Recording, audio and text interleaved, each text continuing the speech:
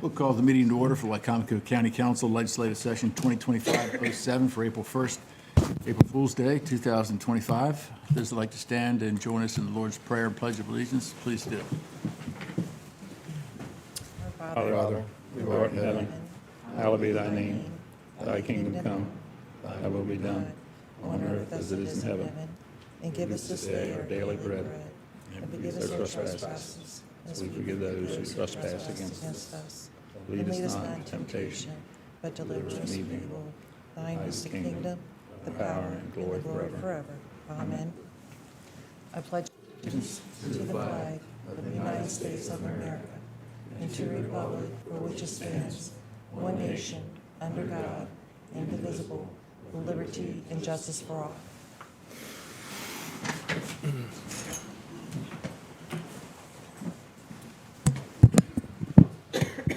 So it was suggested that I make a motion to adjourn. But I'm afraid that if I did that, it would get us seconded, we'd be out of here in about a minute, and everybody would have to go home. So we're going to go on with regular business for the day. Entertain a motion from council to approve the consent agenda. So moved. And a second. Second. Any discussions or corrections? Seeing none. All those in favor say aye. Aye. Opposed? The motion is carried. Consent agenda is approved. Give me 1 second, please.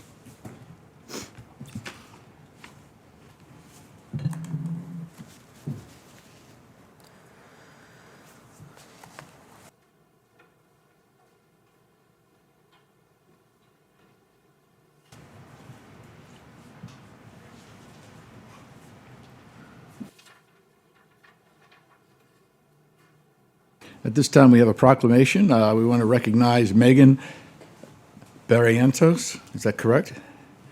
For winning, this is big, the 2025 Maryland Eastern Shore Regional Spelling Bee. That's incredible. So, Josh Hastings will be reading the proclamation. Thank you, everyone, for being here tonight. First of all, I got to say I love that we have the dyslexic and dysgraphic member of council gets to read the Spelling Bee Awards. So congratulations.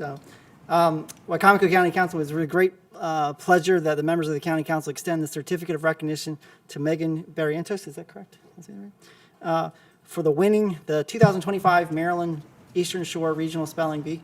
Congratulations from all members of the council on winning the 2025 Eastern Shore Regional Spelling Bee, and best of luck as you continue to go on to the Scripps National Spelling Bee. Done this first day of April 2025, signed by all members of the council. Congratulations. Would you like to say anything about your experience? Josh. Can you spell experience? No. Josh, well, we do have our. Josh, we need to know one thing from Megan. What was the final word? Yeah, what was that final word? My final word was besieged. Besieged? Okay. That would Right? I just wanted to let the council know that we are so proud of Megan, obviously, for her accomplishments. She's a wonderful student at Wicomico Middle School. We couldn't be more thrilled about what she's been able to achieve, and we just appreciate the council for recognizing that tonight. So thank you all very much. Sure. Thank you. Congratulations, Megan. Thank you, Megan. Glad to have your family here tonight as well. Very much so. Congratulations. If any of the family would like to come up, you're welcome to see. Google it.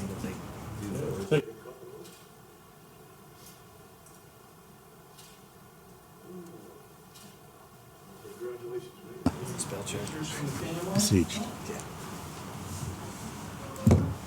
Wow. Still. That's a good word. That's a tough one. Wow.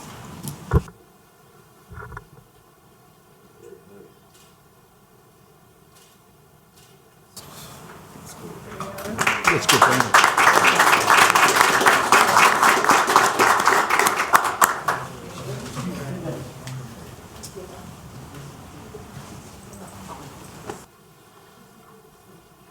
Thank you, Josh. Mr. Benson, can you spell besieged? Probably not. That's what they have spell check on computers for anymore. Good evening. We're here tonight for a public hearing on Legislative Bill 2025-04. It is an act to amend Chapter 186 of the Wicomico County Code titled Right to Farm to include the right to conduct a commercial seafood operation, establish new membership positions on the Right to Farm and Commercial Seafood Operation Reconciliation Committee, and expand the notification requirement to include the right to conduct commercial seafood operations. Mr. Wynn initially brought this to the council. The concept when he brought it was to establish a new committee, which would be a second committee in addition to the Right to Farm Committee. When I looked at the Maryland law with regard to the right to establish a Right to Farm Act committee, it also had language in it that allowed the Right to Farm Act committee to hear seafood-related matters as well. I suggested to Mr. Wynn that rather than creating a whole new committee, that perhaps a better way would be to consider trying to add it to the existing Right to Farm Act legislation, thereby not having to create a new committee where you had to appoint additional people to serve on it to sit once or twice a year.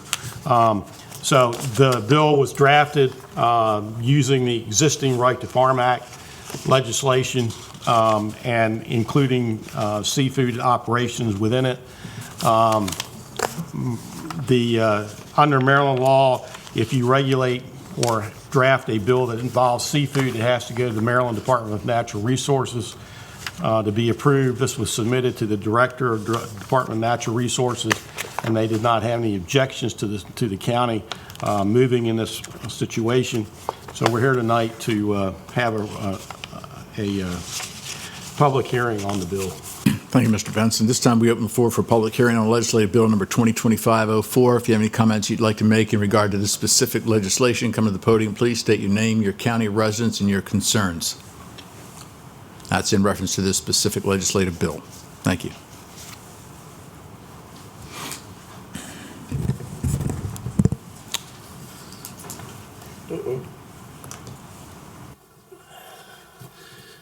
Captain Joe Lappin, Wicomico County resident, and I want to thank the council, Mr. Wynn, and also the Wicomico County Farm Bureau tonight for presenting this this legislation. I can tell you that as the West Side Community Task Force Chairman and also a local waterman, in Wicomico County we have about 11 full-time guys left, and we just lost one last month. So, no, I'm sorry, 2 months ago. This is something that is wonderful. It's just wonderful that it's something that we have gotten together. I know I worked with Mr. Wynn on this and also the task force and as well as the watermen.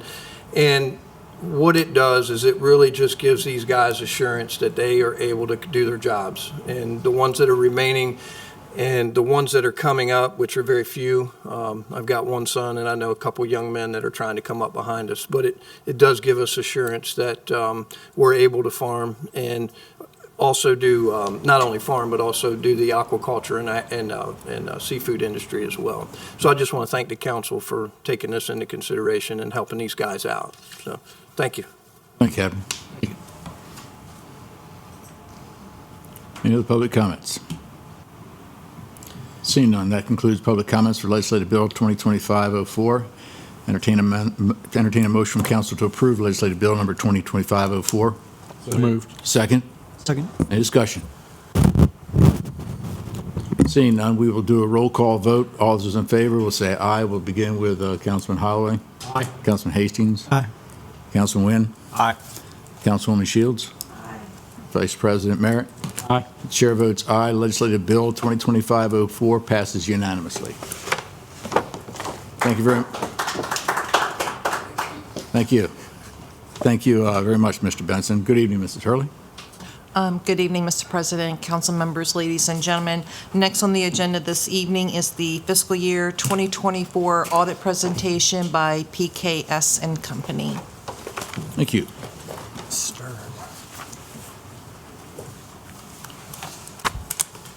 So these documents that we have on the table are the same ones that we have the PDFs in here, correct? That is correct. Thank you.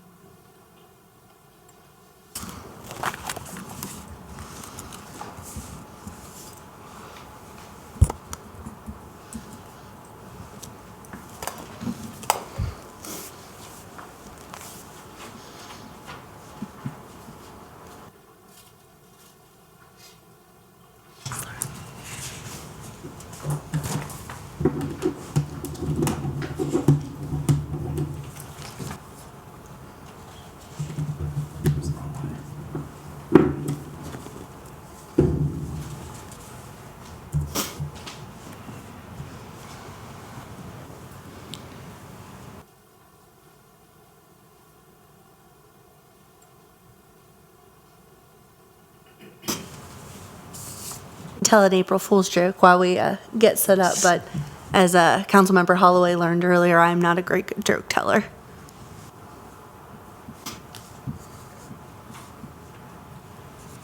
You're kidding me. No, accountants are notoriously not hilarious.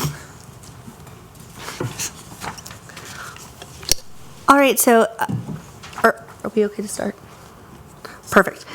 So for those of you who I have not had a chance to meet, my name is Ashley Stern. I'm a partner with PKS and Company, and we're your auditors. With me tonight, I have Ryan Taylor, who's our manager in charge of the audit. So before we begin, I'm going to give you a tour of the documents that you have in front of you. First, the large bound copy that you have is our audited financial statements. They are the same as the ones that you received prior to this meeting, with the exception that the bound copy has our signature with it. Upon the release, we can apply our signature. Secondly, you have a smaller bound copy, which is our auditor's communications. I'm not going to have you guys flip through those copies for this presentation. We've created a summary, which is in front of you in the blue colored copy, but also up on the screen as well, just to make it easier. It's 164 pages and a lot to flip through. On pages 1 through 4, you'll find our auditor's report. Really, as part of the audit, what you're having an independent party come in to do is issue an opinion on the financial information within this document. Move cord, I'll scoot closer. I'm happy to state that we've issued an unmodified opinion, previously known as unqualified, and this is what's also known as a clean opinion. This is the highest level of assertion that public accountants can give on any set of financial statements. So overall, a testament to the numbers that are within the financial statements. On pages 144 through 145, you'll find another report from us. It's not an opinion report, though, so a little different than the auditor's report. This is our communication on internal controls over financial reporting and other non-compliance that could be within the financial statements. On those pages, you'll note that we noted 1 material weakness in relation to our account reconciliations and 2 significant deficiencies related to grant and bank reconciliations. We had no instances of non-compliance or material non-compliance or other matters that would be required to be reported under government auditing standards. Just some key financial highlights as you look at the documents in the financial statements. There are really 2 sets of financial statements within that one document. First is our government-wide financial statement, which is a more long-range look at the county's finances. It includes the primary government, which is your governmental and your business type activities, as well as the component units, which are the Board of Education and the library. The primary government has an unrestricted net position of $99.82 million, or about 34% of the net position. That's a $56.86 million increase from last year. Now, this is a real long-term range look at the county finances. It includes all of the county's debt, the bond. It also includes all of the long-term assets for the county. So definitely a longer-term range and different on an accounting perspective than the budget that you're going through right now. 2 key notes that I do want to note on those statements is our net pension liability, which is $36 million for 2024, and that's at about 73% funded.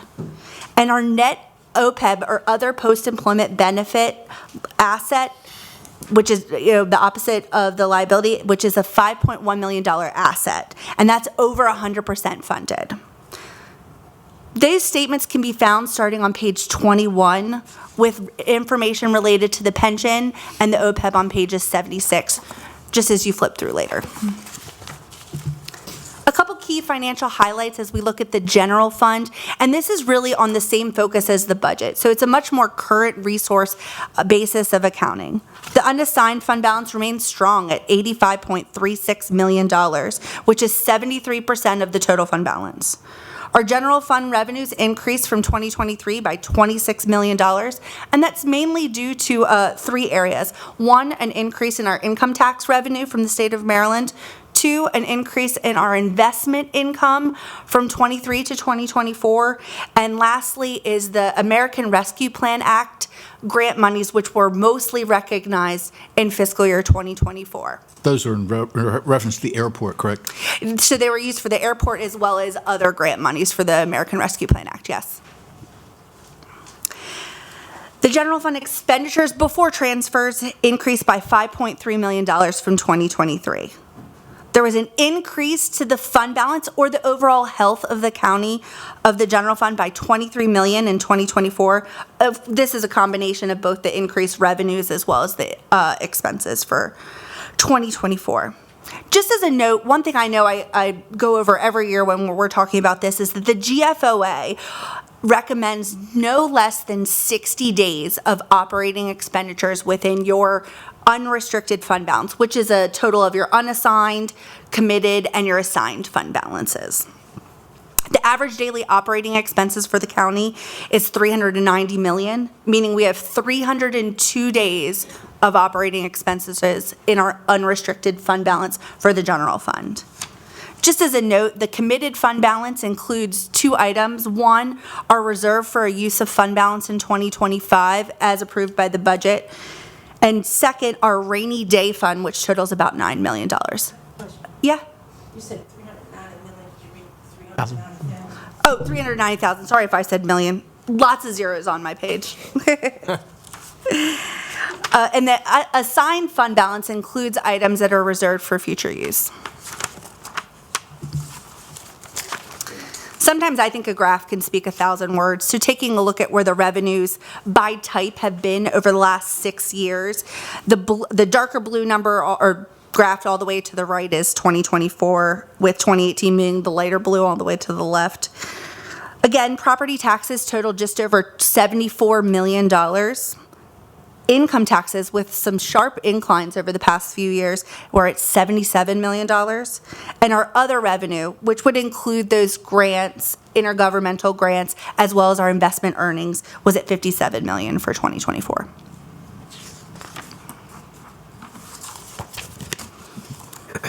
Taking a look at our expenditures for the general fund by department, the county spends about 39% of its overall expenditure budget on the education, 12% on corrections, 10% on sheriffs, and 9% on our debt service.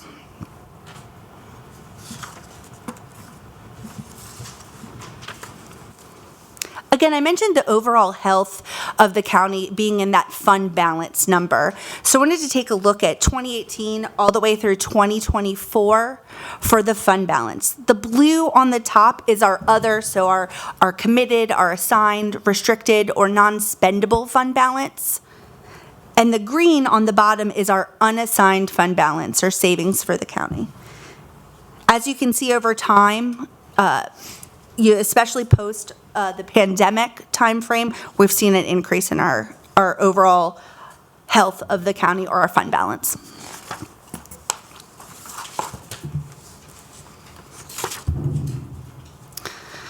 Taking a look at the budget to actual numbers, which starts on page 119 of the financial statements, actual revenues were $26 million greater than budgeted amounts. This is made up of a few items. First, our income taxes was $12 million more than the budget. Our American Rescue Plan Act funds that we were able to recognize in 2024 were $5 million more than the budget. Just one point to make about the American Rescue Plan Act. We received those funds a few years ago, but due to accounting standards, you can only recognize the revenue after you spend it. So a little different on that range than what you would naturally think. And our investment earnings were just over $10 million, which were 5% more than the budget. Milgip, as a note, actually saw a 2% increase in their investment rate last year, contributing to that increase in the earnings. Actual expenditures were $16.16 million less than the budgeted amounts. There were significant savings in a few departments: Public Works, Detention Center, and Public Safety.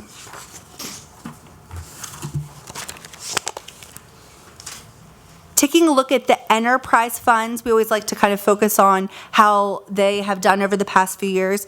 I'll draw your attention to solid waste. Revenue increased from 2023 by $430,000, whereas some expenses decreased by $828,000. The total increase in the net position, or again, the health of the fund, was $2.5 million, which was mainly due to the investment revenue that was earned on solid waste funds and investments. The provision for closure and post-closure is $14.4 million, and the fund, or solid waste, is required to set aside at least that much in cash to cover that closure and post-closure care. There's currently $21.1 million in funds set aside to cover that amount, so well in compliance. Also included in the enterprise funds are nursing home, tourism, urban services. I didn't want to put those in here, but just to note those as well. Again, I'm a sucker for a good graph. Taking a look at the trend over the past 6 years for the solid waste fund, revenues just over $10 million for 2024, where expenses were slightly down in 2024 compared to 2023, and that was due to some maintenance that happened in 2023. And overall, there's an operating income of $1.3 million.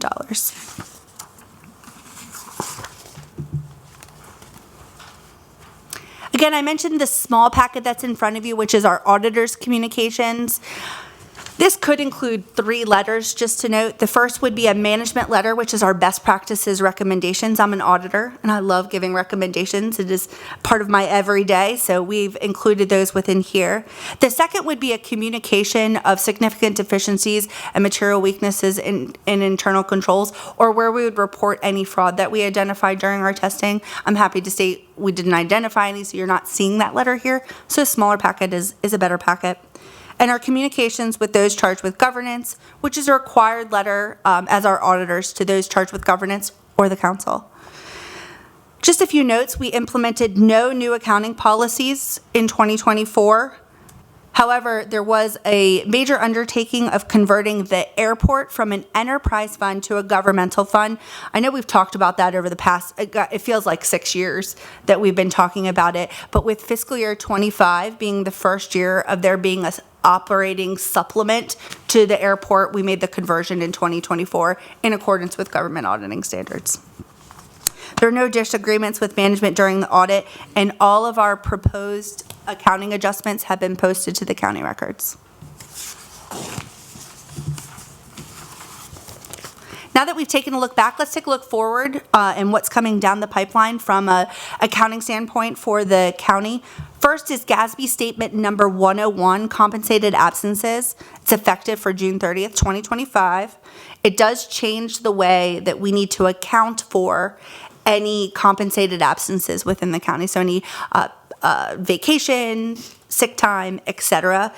In my experience, this has really raised or increased the liabilities for any type of government, because you have to actually take a further look and estimate what leave could likely be used over and above what would be paid out. So it is going to be a challenging accounting standard to implement, but as an expectation, I would expect to see those liabilities increase.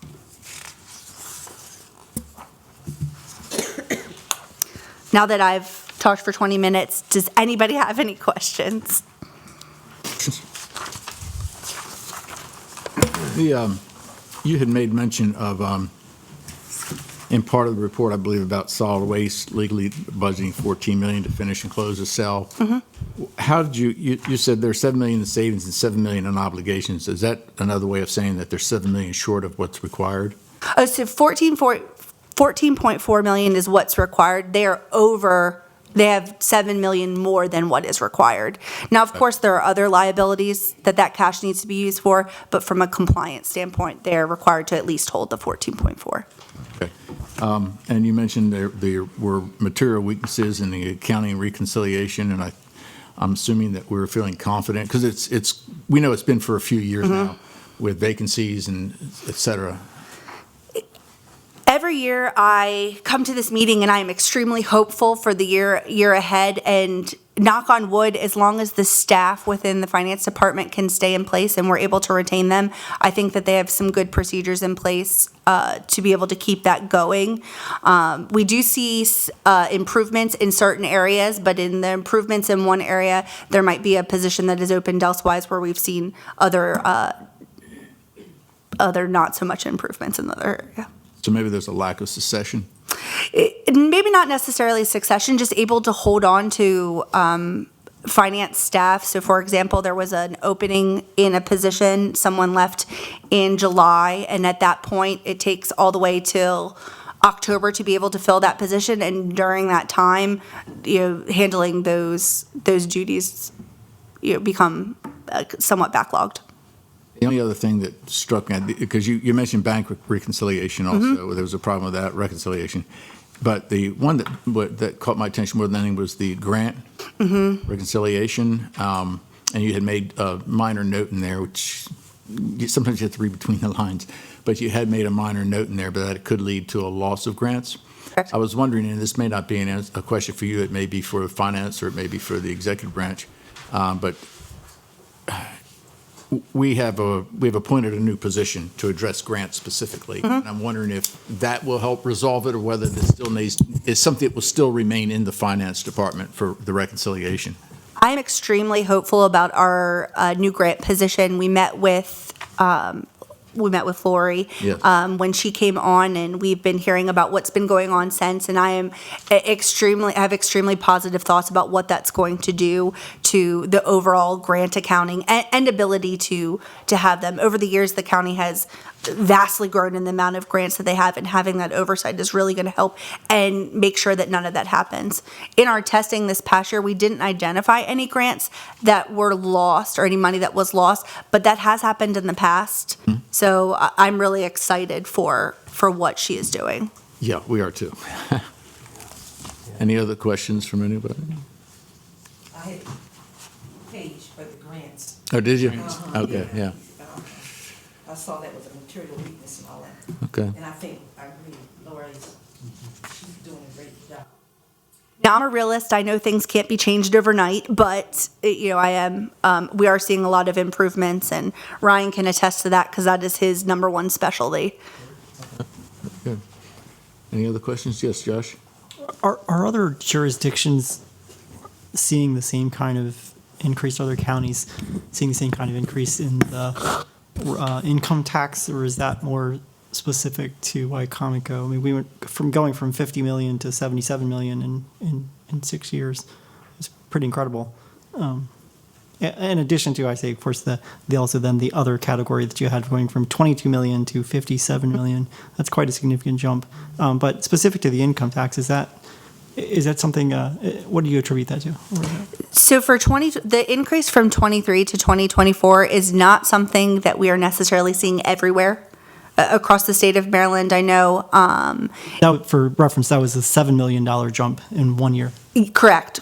So, yes, from fiscal year 23 to 2024. And I know in talking with the finance department, they were actually hearing from other counties that could potentially have actually seen a decrease from that time frame.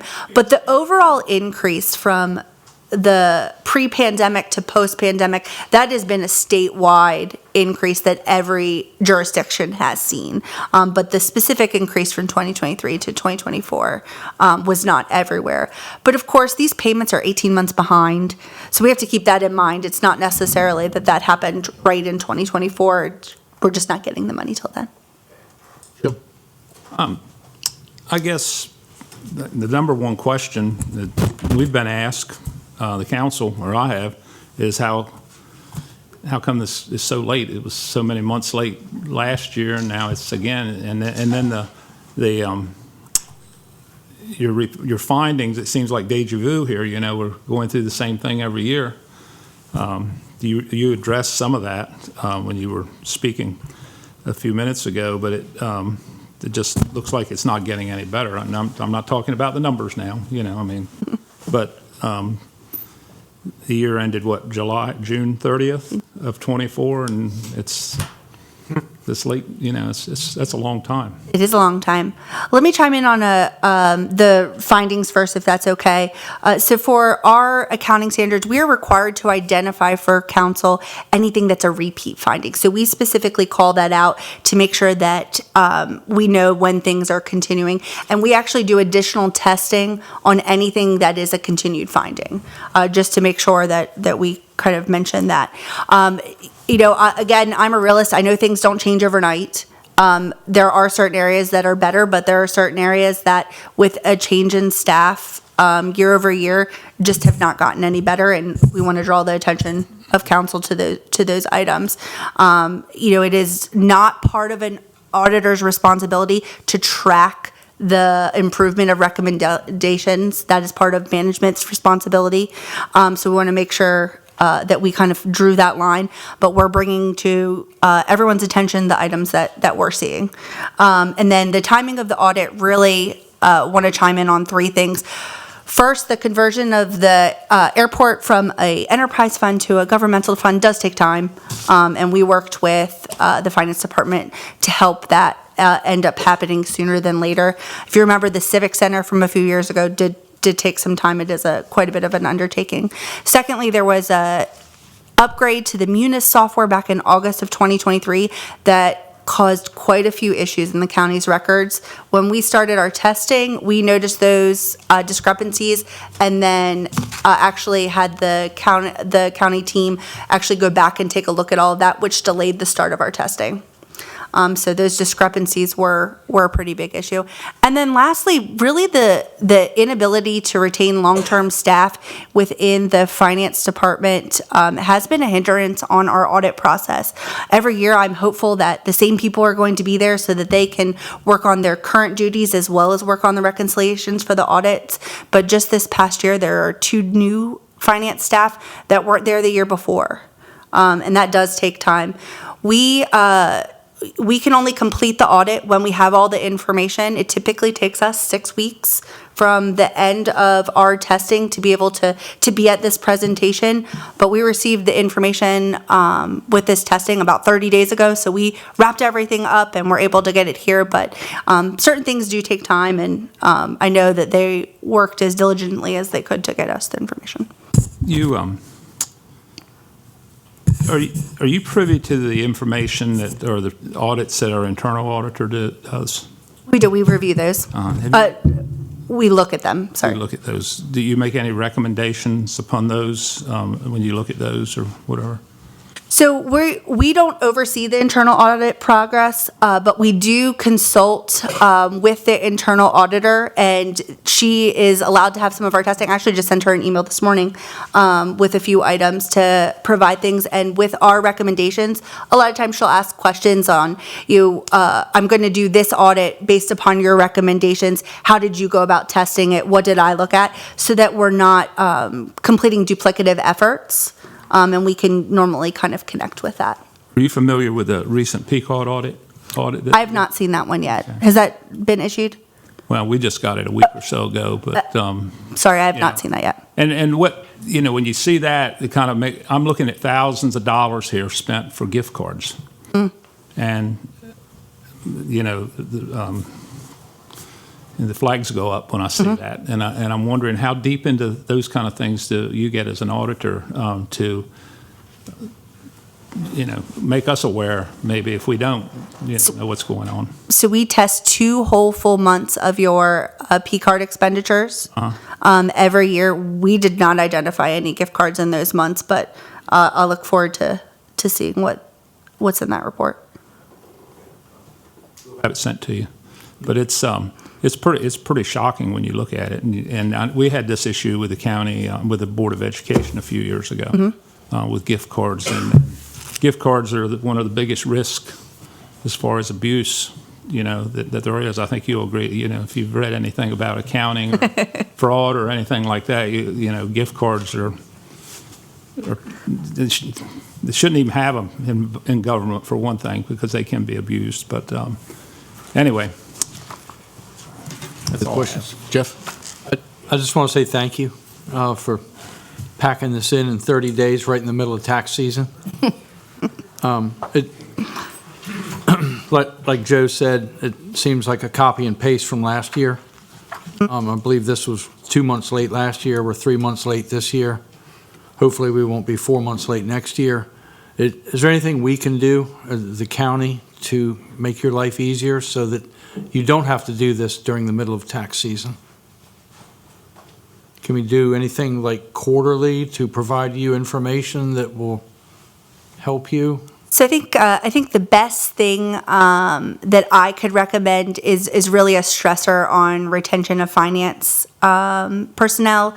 Not that every employee isn't important, and please keep all employees, but in this day and age where accountants are so few and hard to find, I mean, we struggle to find people at our firm at times. I think it is tough. I think consistent staff produces better internal controls, produces better procedures, et cetera. The worst thing for internal controls are open positions. That is when the potential of fraud is at its highest. So that would be one thing that I would stress. But also, we've been talking with the finance department about actually staggering some interim testing for the future, where we would actually come in more consistently, and wouldn't be monthly, but maybe would be here bi-monthly, just to test different things throughout the year, as opposed to at year-end testing. It's something we've done for a few other clients, and it seemed to work well, and would like to give that a try. Thank you. Thank you. A few years ago, you can tell me which years, I can't remember, but I know we did some contracting out to get some financial work done, so we could get. Would that help if the That is a practice that is actually becoming very popular among a lot of government and other nonprofits as well, just because there are such few accountants and CPAs, in the workforce. Everyone seems to be retiring. So we have seen that quite a bit, and that could be an option. Absolutely. I think that was in 2021. Yeah, I think so. Yeah, No questions? that's all I have. Okay. All right. Any other comments? No, just thank you for having us here tonight. Yep. Thank you very Thank you. much. Appreciate it.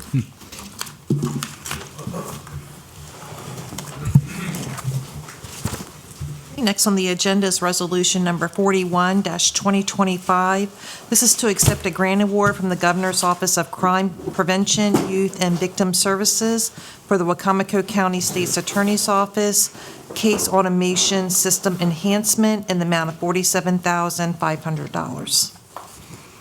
Yes, Hurley. Entertain a motion from council to approve Resolution 41, 2025. So moved. Second. Second. Any discussion? All those in favor say aye. Aye. Opposed? Motion is carried. Resolution passes unanimously. Next for your consideration is Resolution Number 42-2025. This is authorizing the naming of the Wicomico County Public Library Parsonsburg branch to be the Wicomico County Public Library Lewis R. Riley branch. And we have Mr. Seth Hirschberger here, Director of the Wicomico Public Libraries. Mr. DeShiel, you can certainly come up if you'd like. Entertain a motion from council to approve Resolution 42-2025. So moved. Second. Second. Motion second. Good evening, gentlemen. Good evening. Good evening. Just, Thank you. if you could just state your name and your title for the record, thank you. My name is Seth Hirschberger. I'm the Executive Director of Wicomico Public Library. I'm Chip DeShiel, and I'm serving as the chairman of the Board of Trustees for the Wicomico County Public Library. Thank you all for taking time to come out tonight. Sure. Mr. Director Hirschberger, I'll give you the floor. Great, thank you, Mr. President, members of council. It's great to be here tonight. This is a fun one because we're here to talk about, and I'm here on behalf of the Board of Trustees and CHIP too, because they've recently elected in their own board meeting to advance this proposal to this council, consistent with their policies on naming rights. The naming rights for an entire facility belong jointly to the county council and to the library board. So we're bringing this to you as a proposal that library that is currently under construction in Parsonsburg, and which is to be the future home of the library, which is now housed in a trailer in Pittsville, moving from there into this purpose-designed facility in Parsonsburg. that library be named in honor of a distinguished former resident, for a widely admired, respected statesman, former Secretary of Agriculture for the state of Maryland, former House of Delegates member, and a former member of this council, the Wicomico County Council, that library be named in honor of Lewis R. Riley, and that the library be called the Lewis R. Riley Branch of Wicomico Public Library. We're hoping that name really becomes what the library is called instead of the Parsonsburg Library. We want it to represent the entire eastern side of the county, and we feel like this is a way that everybody can to feel like it belongs to them and be proud of a person who is widely admired in that part of the county and across the county of Wicomico. Thank you, Mr. President, Mr. Vice President, members of the council. I'd like to thank you first and foremost for all that the council has done for our library, particularly in this past year and for days before that. But a lot of exciting things are happening in our library, and it's all good news. And tonight is no exception. We're here, as Mr. Hirschberger has said, to support the renaming of our soon-to-be brand-new branch in Parsonsburg for Lewis R. Riley. Many of you at this table, I think, knew Lewis and did know him for a long time. He was an incredibly respected member of the Parsonsburg community throughout his entire lifetime. Not only that, he was a very successful farmer in that community, and he had a lifelong record of public service that is really unparalleled, I think, in our community. Most recently, as Mr. Hirschberger has indicated, he was a senator from our state, and he was Secretary of Agriculture for the state of Maryland. So he had not only a successful farming career, well thought of, well respected in his community, he and his family both, but a lifelong record of public service to our county and to our state. So it's an appropriate way for us to recognize him by naming our new Parsonsburg branch in his honor. So happy to be here today to support that renaming opportunity, and hope that you will see fit to choose him as the recipient of this very distinguished honor for our community and particularly for our library. Thank you, Mr. Shield. You also are a former vice president of Wicomico County Council as well. We didn't want to leave that out. Thank you. Appreciate that. Any comments from council members? How's it going Yes, along Joe. over there? Yes, I'm happy to update the council on how things are coming along. It's, as I said, currently under construction. There have been some delays. Last time I was here, I mentioned that they had found an underground tank. That was found to be full of gasoline and was removed and had to be supervised by an official from the state. Fortunately, that's been covered with the contingency fee that the library set aside for additional expenses.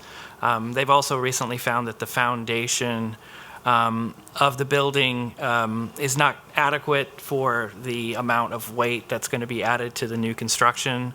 So we're working on getting that taken care of so that the trusses can go on, which are there. But meanwhile, work is ongoing. They're working on some of the other construction things that are doing, and we are expanding the footprint of the building a little bit, putting a porch on, expanding it into the back, and there's a lot of site work as well that's underway. So things are moving along, but it is taking longer, and we're now looking at October before we would be able to open the library. I just want, of course, to acknowledge, Lou Riley was a big deal for especially as a young farm kid in the 80s and in the 90s. Lee Riley was secretary when many of you may remember when the Wisteria situation popped up and made national news, which of course was on the Eastern Shore. And I remember Dan Rather on CBS Evening News talking about that in 1996, 98. But he helped steer the Maryland through being better with their nutrients and investing in best management practices and nutrient uptake and sediment control and these kinds of things, in addition to just being a great human being. My family also, I should say, was also was a poultry farm as well as a organic. My family actually the very first certified organic farm in the state of Maryland. So I used to go up and even as a kid and go sit in there in the meetings with the first MOFA meetings, the Maryland Organic Farmers Association meetings. So it was a really big deal as a kid to be able to see a guy from Wicomico there and to be represented and respected across the state. So we were always very proud of him, and so this is a really good thing. You forgot to mention that Mr. Raleigh was also a bus contractor. And my first encounter with him was as a bus contractor, and he wouldn't let me take my German Shepherd puppy to school with me. He wouldn't let me let the dog on the bus. So anyway, I got knowing Lewis a lot more as the older I got in the Parsonsburg area, and some of his family's here tonight. And I think it's a real honor to name this after Lewis. He was one of the few, if not maybe the only, Secretary of Ag that served under a Democrat and a Republican governor. Also, he had that much respect from across the aisle. He was a Republican, but he had that much respect from across the aisle that he got appointed.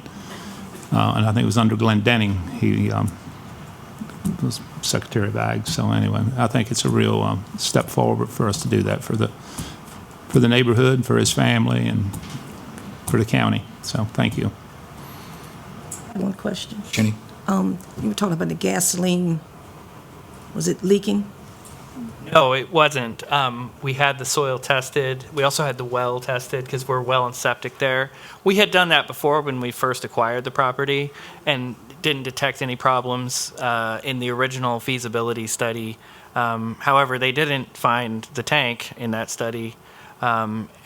And we did additional soil testing and well testing after they removed it to make sure. And we're gonna, we'll have to do. We don't have the results back from those tests yet, but we feel confident that there wasn't any leaks because the tank was completely full of gasoline, which, they think it was a very old tank that had been there for several decades before it would have been illegal. It's been illegal for a long time to have a gasoline tank underground. Probably leaded. Yeah, I would only add similar to what everyone's already said before is that I knew Lewis Riley as well. And he had a long history in distinguished service to the community. Yeah. But he was also so well respected in the community locally, and I'd say in statewide as well, as everyone has already said. Highly ethical, very ethical person, and such a gentleman from my experience with him. Always a pleasure to talk to him whenever we had the opportunity. So I think it's really great to see something that's going to be there for the people to remember who he was and what he was all about and what his impact truly was to this county. And I think it's a perfect fit. When it was first mentioned to me that this was going to be the name, I thought you couldn't have found a better one. So appreciate the gentleman coming up here to endorse this. Mm-hmm. Anyone else? Any other comments? Any other comments, gentlemen? No? Seeing none, all those in favor of Resolution 42-2025, say aye. Aye. Aye. Opposed? Motion is carried. Resolution passes unanimously. Thank you very much. Thank you. Next is the submission of an appointment to the Natural Resources Conservation Advisory Committee by Mr. Bunky Luffman, Director of Administration. Good evening, Mr. Luffman. How are you? Good evening, President Cannon, members of the council. So as Ms. Hurley said, I'm here to do a formal submission for Dr. Tammy Ransom to the National Resources Conservation Advisory Committee. And they do a ton of things, so I don't want to read all of it, but they protect, they help protect natural resources located in our county, identify and prioritize at-risk parcels. They recommend strategies for at-risk parcels and create stewardship plans amongst many other things. And of course, Councilman Hastings is a very active member of that committee as well. So, Just briefly say too, we reviewed, and she's a great candidate, brings a lot of experience from the biology side of things as well as soil science and other parts of it too. Thank you, Mr. Luffman. Ms. Hurley? Before you is Resolution Number 43-2025. This is confirming the appointment of Tammy S. Ransom, Ph.D., as an at-large member of the Natural Resources Conservation Advisory Committee. Entertain a motion from council to approve Resolution 43, 2025. So move. Second. Second. Any discussion? That was my discussion. That's right, yeah. All those in favor of Resolution 43, 2025, say aye. Aye. Opposed? Motion is carried. Resolution passes unanimously. Thank you, Mr. Luffman. And that's all I have, Mr. President. Thank you, Ms. Hurley. At this time, we open the floor for public comments. If you have any comments that you'd like to make, come to the podium, please. State your name, your county of residence, and your concerns. Don't be bashful.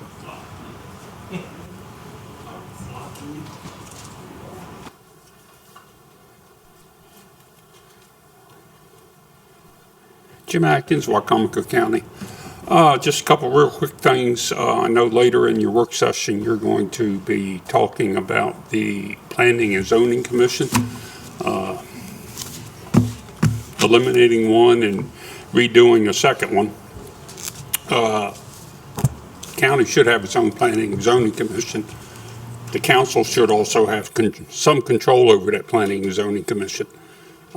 The highlight of it, which I saw and read, was that the county executive has the right to remove someone from that board.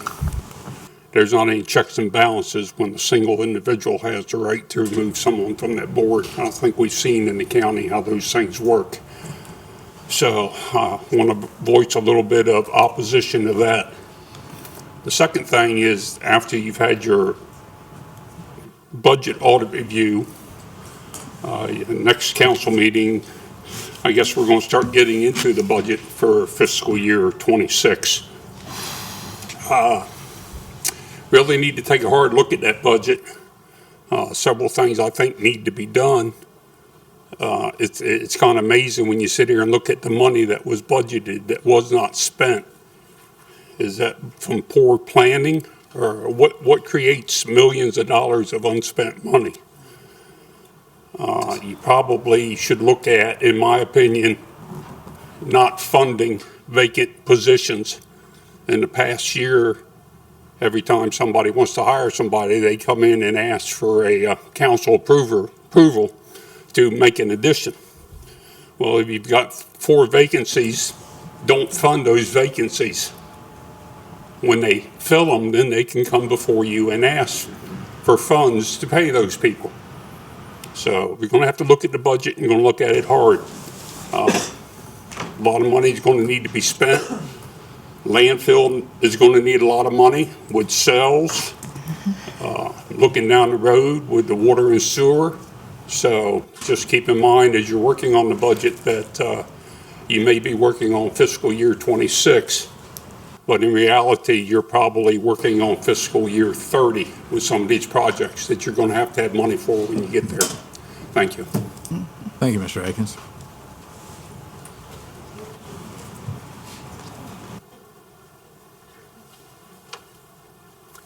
Good evening, Robert Taylor, county resident. Couple things. A shout out to the finance department for the plan they've put in and you all adopted for the investment of the county's funds we have, our surplus and other funds, which I think are about roughly $150 million all told. I suggested this about 6 or 8 years ago, going to a plan like you've adopted, where the money can be invested in different types of investments, not just all put in the state fund, which is just essentially short-term paper. No risk, to be sure, but there are other ways of skinning the cat, and I think they deserve a shout-out for that. However, on the other side of the coin, I think we've set a new record now for lateness in getting our financial statement. And there's really frankly, I don't think there's any excuse for it being this late. Yeah, there's this little problem and that little problem, but let's face it, every county that I'm familiar with, and I check 4, 5, or 8 roughly a year, they all get their statements in by the first of the year, which is what the state law says you're supposed to do. Now, we all have the same problems, and frankly, many of those counties have a lot more transactions than we do. So something's got to be done about that, and here's why. The lady said that we now have, I think it's 85.36 million unassigned general fund balance. Now, in 2023, a year earlier, it was 75 million. So that's a $10 million increase. That represents essentially what your surplus is for a year. Now, that's less than what our disparity grant was in '24. So if we had not gotten that disparity grant, our actual surplus would have gone down. And in fact, our surplus itself is entirely due to the disparity grant over the last 10 years. We're not generating locally the revenue that we're spending. That's the long and short of it. She also mentioned underspending, and Mr. Atkins mentioned it. I'm curious about that too. But the real net of your operation, you can tell by your unassigned balance of the general fund. Now, we used $10 million for the Fruitland School, as I understand it. I don't know whether that 85 million reflects that or not. What we're going to do this year for Fruitland School, who knows? But we're in a real problem. And that's why I've suggested to you all it's time to start looking at a property transfer tax, because that's another way of generating revenue. And we're one of the few counties that do not have it. The only county that has a revenue property tax limit and does not have a transfer tax. So it's time to change that. Thank you. Thank you, Mr. Taylor.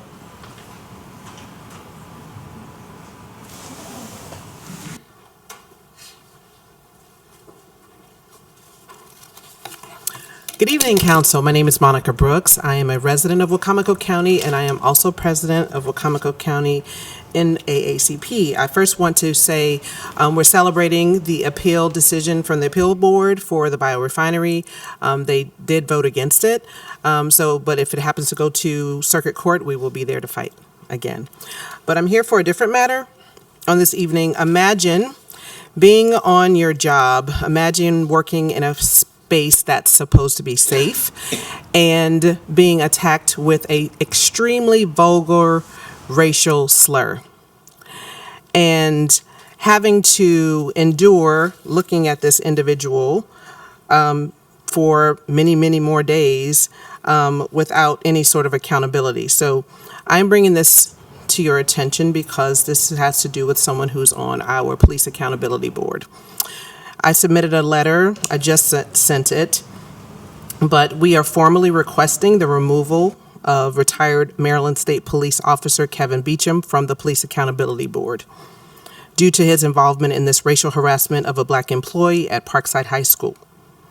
And his involvement in this incident proves that he is biased on the basis of race. And we have also requested his removal from Wicomico County Public Schools. We received several calls asking for us to intervene in this situation, and because of this despicable comment. The despicable comment made was that this black father looked like a monkey blinking, put in your expletive, a watermelon, which was heard by several individuals in the high school. He thought it was funny, and I'm sure none of you think that it's funny. Racial discrimination, bias, and harassment have no place in our county. Keeping Beecham in his position undermines the integrity and the mission of the Police Accountability Board, which is why it was created in the first place. It is imperative that this is what I asked, it is imperative that swift action be taken, that this individual who is representing the county and the county executive be removed, and to show that discriminatory practices will be held accountable. So we are requesting that an immediate investigation be done into these allegations and that he be removed from his position. Based on the complaints we have received by multiple people, he is not fit to hold any position in the county. His removal would be a critical step in proving that the Police Accountability Board and Wicomico County's commitment to the fair treatment of all individuals within law enforcement and without is a priority. And that's all I have to say. I bring that to the county because this council, because you all approve what is brought forth. So this person no longer has the right to be in that position. Thank you, Ms. Brooks. Any other public comments?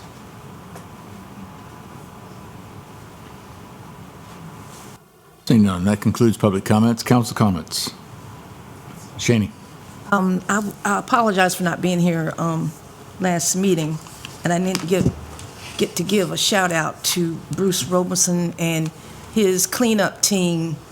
I understand they collected 1,500 pounds of trash from Jersey Road up to Burnt Branch, and I also want to shout out to Lisa Purnell, and she encouraged her AKA sorority sisters to help out with the cleanup, and I want to thank Mills Memorial Baptist Church for allowing the team to meet there. I was away the weekend. I love cleanups. Unfortunately, I can't do a whole lot of picking up, but I can get a team together. And I'm going to be a great grandmother, so I had to go to a baby shower. So that's why I didn't come. But it was 1,500 pounds for one road. To me, it was a lot of trash not going inside of different streets. So I want to thank Bruce and his Wicomico Clean team for doing that. Any other comments? James? Yeah, I would like to say that's nice to hear about the budget. It's nice to hear that we have surplus.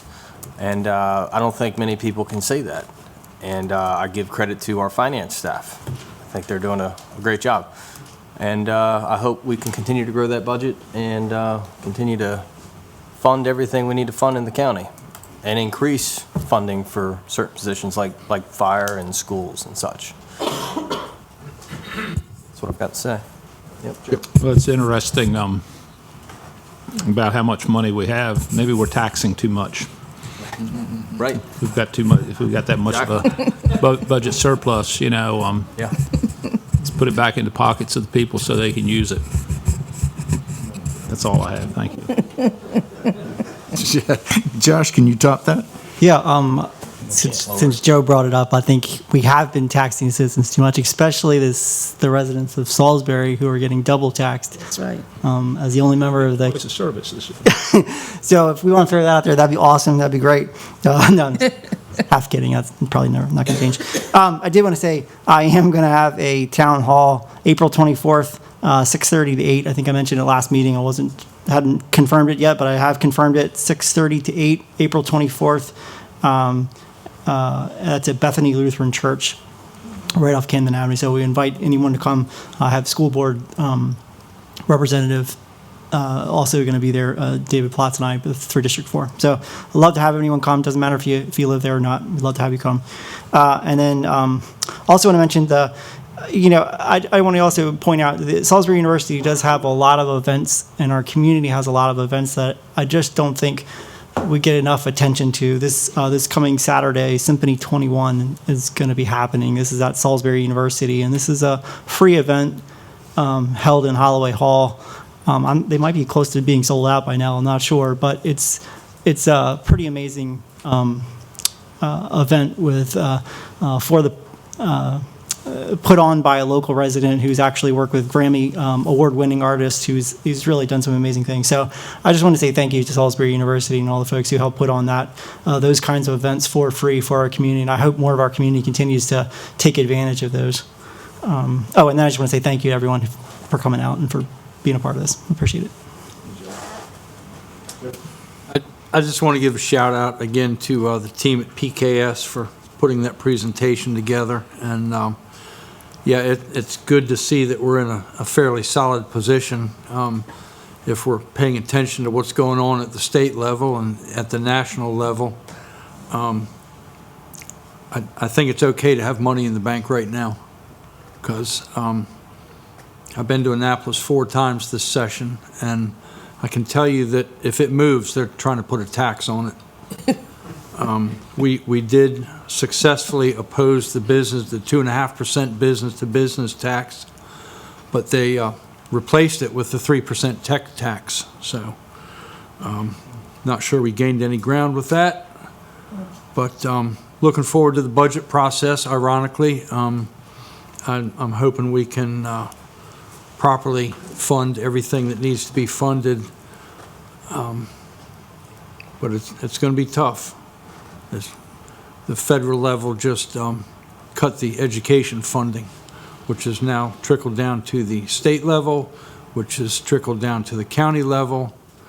So we're going to have to work through that process. So, and I'm sure we will. Just have to be fiscally responsible. That's all I got. Thank you. Entertain a motion from council to adjourn from legislative session to go into open work session. So moved. Second? Second. All those in favor, say aye. Aye. Opposed? Opposed? No? Meeting's adjourned. First item on the open work session is the City of Salisbury Fire Service Agreement. I know the mayor is here with us, as well as Chief Frampton.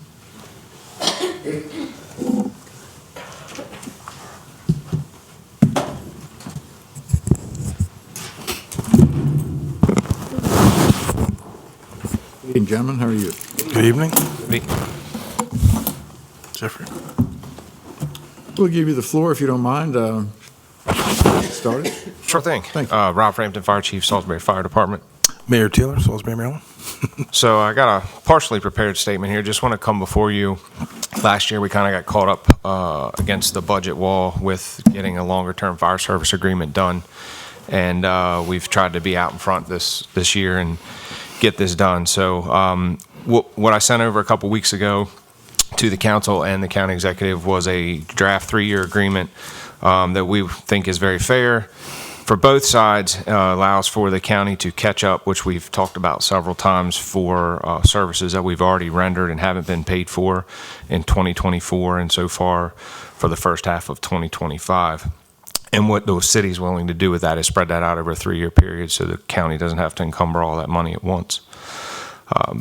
Most importantly, what this long-term agreement is going to do is going to give the citizens and business owners a peace of mind knowing that the current emergency services protection that they're receiving will not change. The calls and requests for service have continued to grow. In 2024, Salisbury responded to 17,026 calls. That's up 4.4% from 2023 and is more than the rest of the entire county's fire and EMS put together. 5,510 of those calls, or 32%, were outside of the municipal limits of Salisbury, and we protect approximately 65,000 residents, or 2/3 of the county's population. In previous discussions, we presented you with 3 models. Method 1, which used a simple percentage of our annual budget. Method 2, which used a call volume minus some EMS reimbursements and included a new term a year ago was the cost of readiness. And then Method 3, through some discussions, was basically a hybrid model of Method 1 and 2. So the proposal that you have in front of you tonight is actually rather simple. In some discussion between the mayor and the county executive, the goal was to keep it as simple as possible so that we can get this thing completed, so we can better prepare the city's budget, better prepare the county's budget. So in this agreement, in year 1, we were asking for $725,000 per district. Last year, you funded the county volunteer fire departments at $685 per district, so that's only $40,000 more year over year. Of course, Salisbury has 3 districts. We are asking to go back to special funding allocation for special operations. These costs are just through the roof, and these are for things such as hazmat, dive rescue, our heavy rescue truck that responds outside of our district on initial alerts, and then all the additional services such as our mobile integrated health that has MOUs with every county fire department. And we believe that back in 2017 that was funded at $125,000. The number that we've put on that today, based on some other information that I provided to you with some of the costs for the recurring equipment and training, of $250,000 for the special operations. And then, as I mentioned, the $1 million breakdown for the calls that were handled in the first part of 2024. Year two, that 725 number goes up to 800 per district. What I failed to mention was, or the equivalent of whatever you're funding the county volunteer fire departments at. So we would be at these numbers or at what they're being funded at. So if they're given additional appropriations above and beyond this, we would be with them.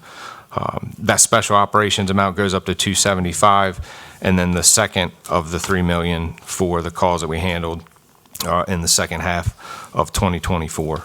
And then in year three, that number tops out at $900,000 per district, or the equivalent of what you're funding the county volunteer stations at. The special ops number becomes $300,000, and then the final $1 million, which gets everybody called up, or gets the county called up. I know that sounds like a lot of money all at once. It's spread out over 3 years, and that $3 million number still doesn't get us to what we think Method 1 and Method 2 of what we should be paid as of today. So we feel that the city's providing a service, being more than willing to extend the olive branch and kind of do this the fair way. Just to refresh everybody's memories, the SWOT analysis provided a number of $9 million just to provide EMS, not counting fire and special operations, and that was only for outside of Salisbury's fire district. We're simply asking at the end of this deal for $3 million, and then, of course, the 3-year agreement. And we would discuss that after moving forward. So I don't know if the mayor wants to chime in, or questions from you guys, or Yeah, we'll just follow the question. But I was just going to say, I think you guys benefit from our scale, and even though we're only providing in your 3 districts, you don't have all the fixed costs associated with a stand-up fire department. I think, sometimes I think it's been feeling like we apologize for what we're billing, but at the end of the day, we're all just trying to recover our costs, not make a profit. And so I think you guys get a really, really, really good deal relative to your districts in covering those and the way you're doing it. I'd love to have that arrangement. Got a couple of things. Sure. One thing that I'm looking at this, which you presented, diving for lost county equipment in the pond at the landfill. Can you tell me what that was all about? So I don't know the specific piece of equipment, but we received a phone call, and it was a $10,000 to $15,000 item that fell off of one of their backhoes that was working at the large pond over there. Probably a bucket. I'm not sure what it was, but we went and got it. Jeff Merritt was driving. Yeah. The other thing, this is something that we've talked about, I think, at one of our meetings. And after we did this, I did some checking. One of the things, and I'm not disputing anything you said today about costs and what. So about the middle of March, I'm on 13, down about by Messick's used cars, trucks, in the right-hand lane. And the fire engine passes me in the left-hand lane with no lights on. Exceeding the speed limit, of course. They make a left turn at the Acme store, go in, pull up, it's about 11:45, and jump out, and 4 people go in the Acme store. And I remember you had this conversation before, and I can't remember the reason you gave me why these fire trucks ride all around the city all the time. But in the meantime, I called around to some of the other towns. I talked to somebody in Ocean City, and I talked to somebody in Dover. These other towns don't put their fire trucks out riding all the time. Dover's a volunteer fire department. Ocean City, I can guarantee you, I worked there 20 years ago. We took the engine and we took the ambulance to go to the grocery store for food. Well, so I'm not sure who you talk to down there, but Well- we are a career fire department that responds to over 4,000 calls a I year. understand all that, but that We can't leave something at the fire station. Pardon me? We cannot leave the fire engine at the fire station and go get dinner or go get lunch.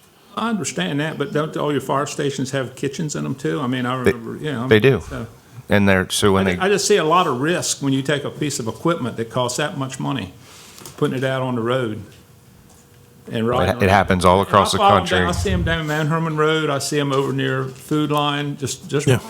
riding. You know, It happens all across the country when you have to be ready to respond to 10 plus fire calls a day, 40 plus emergency incidents can't a be ready day. at the fire station. We don't. You could be ready there. We don't respond from home to the fire station. We have to be able to go out. We do training. A lot of times when they clear a call, they'll go to the grocery store all in that time.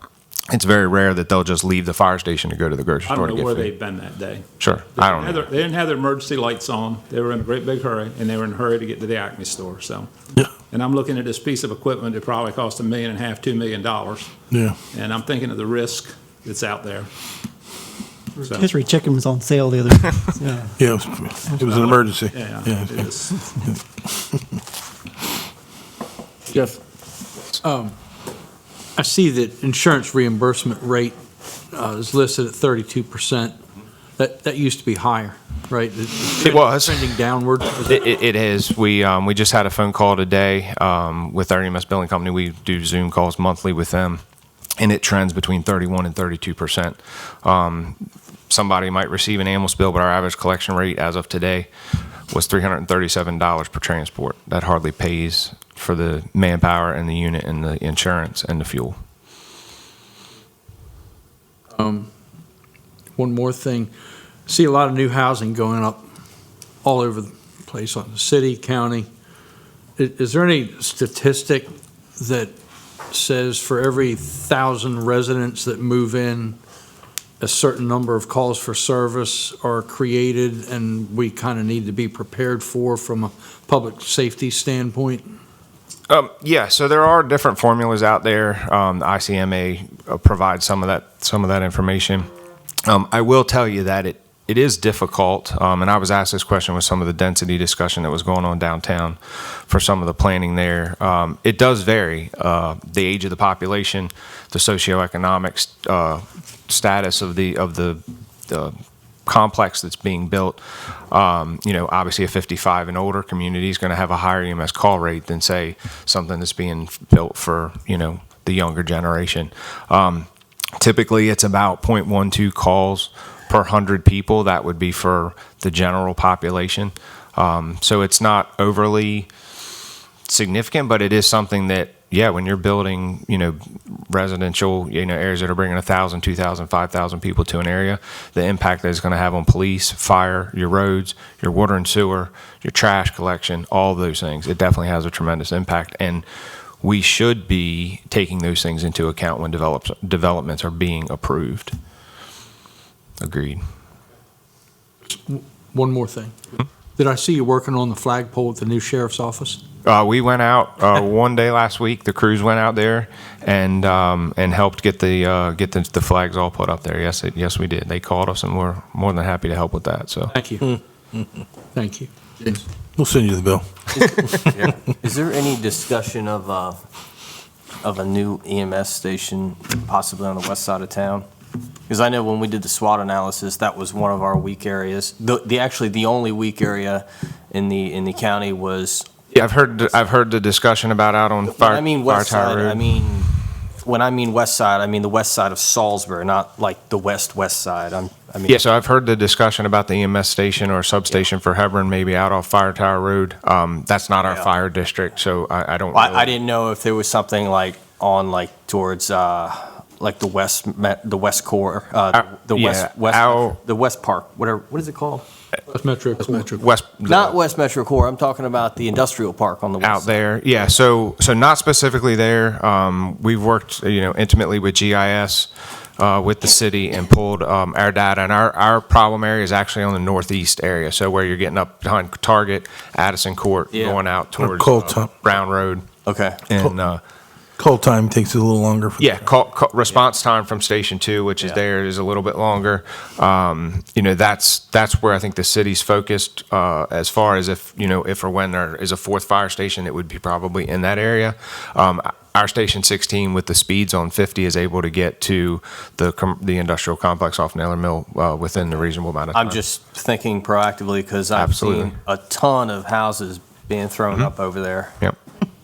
I mean, it is a lot. But, increasingly, it is. And it's a good thing, but the good thing is any new residential construction sprinklered, so that's. Although builders don't like to hear that, from a fire service standpoint, it definitely reduces fire damage. But I understand some of the offsets. Yeah.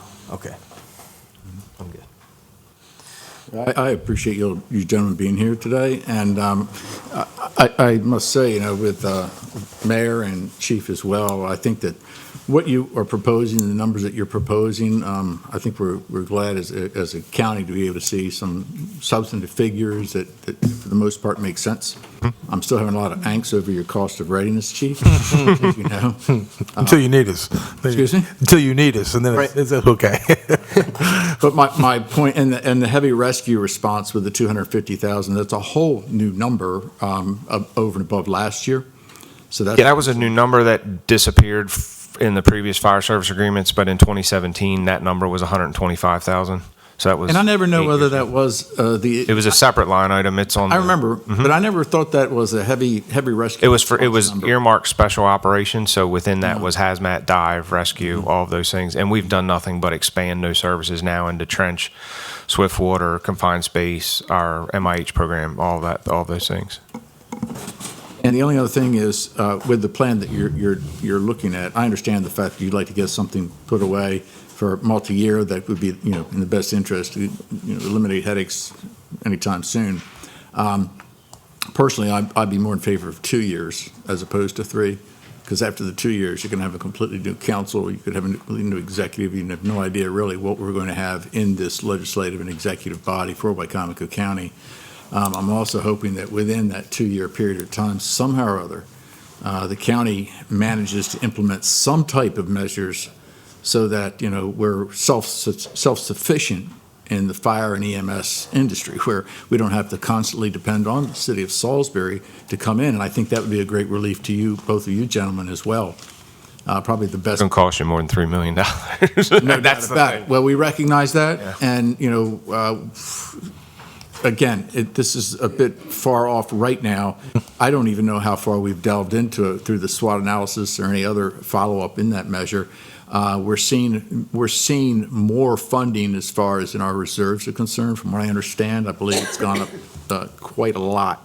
Just in the last week, I've learned that I think those numbers are high enough where we could possibly look at other investments in the county without being considered to be spending our savings. I think we're well beyond what our savings would require. And again, as you know, as I've told both of you many times, if we could try to figure out some way as a county to invest in Wicomico County, that would be probably the smartest thing we could do and buy the product for the county instead of continuing to lease from the city of Salisbury. Yeah. Those are my issues. Again, the 2-year, I think I would feel much more comfortable with than the 3-year. Yeah, I think from a business model perspective, I think you guys have the best arrangement because you can float in these areas where you have volunteer services, but you can depend on us in the event that you need us. For an example, like Nanticoke, I don't know, it was about 3-4 weeks ago, there was a fire right on the river. Whitehaven. Whitehaven. Right on that where No hydrants. No hydrant. I'm sorry. Look, it's my no hydrant. And you got to get the riverboat. Team. Yeah, that's right. Yeah, I feel like we on this. Yes, topic, we finish each other's. so our fireboat was requested to respond, Yeah. because there's no hydrants there, but you got an endless supply of water in the river. So, it's just things like that I it's a conversation for a different day about whether or not the county should maybe use some of their reserves for other things rather than trying to subsidize fire service that already exists for what I think is a lower rate. Exactly. So that's what I was going to say is that even if you stood up your own department and you were able to cover, it would cost you more. And in those instances, highly likely, even in a conventional fire department, you would have a fireboat. So you'd still be dependent upon us on some issues. So I think you're getting the best, most efficient approach, even though you'd like to have your own departments in practical at this juncture, and I think you get it at a very good price. So that's it. That's for anyone? Yes, Joe. I should say, of course, that I started to bring up the fireboat, but now you did. WBOC did a great story on that, specifically showing how well and how much that could have been worse Way with neighboring worse. properties had we not had that. And I think anyone who might have been watching, I think, why is the city of Salisbury out in Nanticoke, or down there? But I did. Going forward, I guess I would just love to see us. I know we're getting there. We're getting closer and closer every year. But that consistent method, I'd love to get us to a point where we can know, here's our formula. We're sticking to this formula for the next 3-4 years. We can forecast based off of that. And I know we're getting closer, and I know that's slightly evolving. But whatever we got to do to help make that happen, that would be great. And and as a city resident, I'm proud to pay and to support the rest of the county folks. I'd just love to see the rest of the county folks continue to help pay their fair share too. Thank you. Any other comments, gentlemen? No. All right. Oh, thank you very Hey, much. guys, thank you very much. Thank you, guys. Thank you. Appreciate it.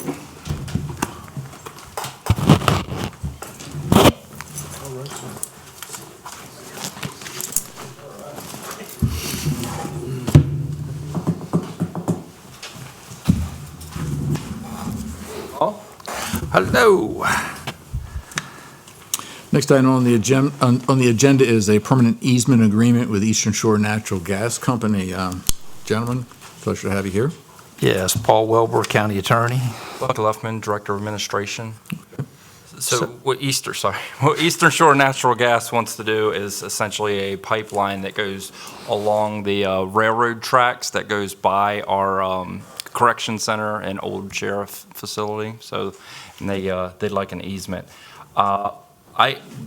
This isn't part of tonight's discussion, but just to let you know, there is another parcel in a different place in this thing where the county has a sliver of land that we will, I guess, we'll probably send the memo tomorrow to be on the April 14th. Hopefully. Where we want to surplus that and actually sell them that land to facilitate this. And like I said, we'll get more details for you for that for the next time, but that will be coming. So should you be okay with this, I guess? No.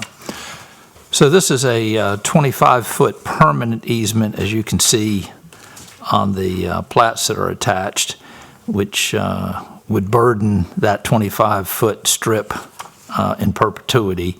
And then next to that is mostly a 60-foot temporary easement, I would call it, where they would be using that for work area. I think this project is supposed to start later this year and conclude early next year.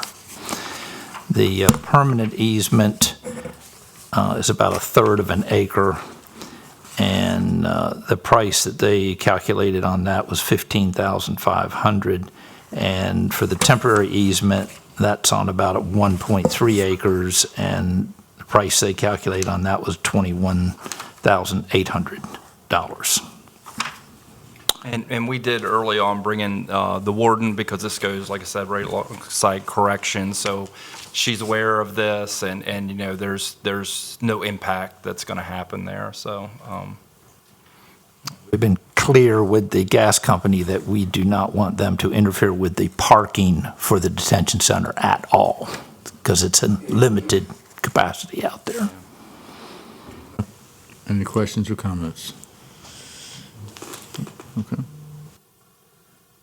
Charlie, where would we go from here? So normally easements, we would advertise for 3 weeks. But being that this is a utility easement, there's not a legal requirement per se to actually, advertise it and hold a public hearing. But council can certainly do that if you would like to do that. And if we hold that public hearing, we can have that on May the 6th at 6 p.m. I've never been against public hearings, but I don't think it would be worth the cost to really do that. I don't see where people are going to be complaining about a minimal change at all. This isn't terribly significant, I think, as far as an impact to the community as a whole or the county, from my perspective. So what would we do in that case? It'll come back as a resolution for the next meeting. Okay, all right, thank you. Anything else, gentlemen? Yep. Council okay with this? Yeah. All right? Okay. Okay, thank you both very much. Next item on the agenda is legislation to dissolve the current Wicomico County Planning and Zoning Commission to create a new Wicomico County Planning and Zoning Commission.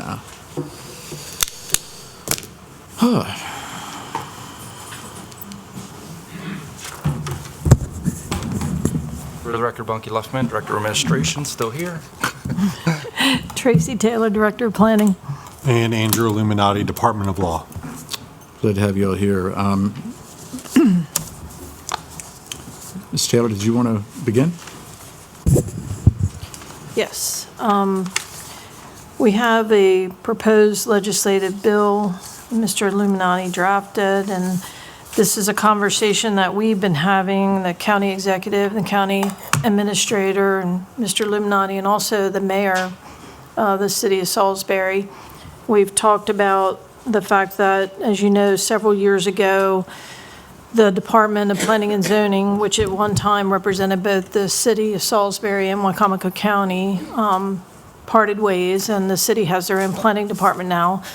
And in conjunction with that, the city has their own Board of Appeals, the county has their own Board of Appeals, but we still functioned under a joint planning commission.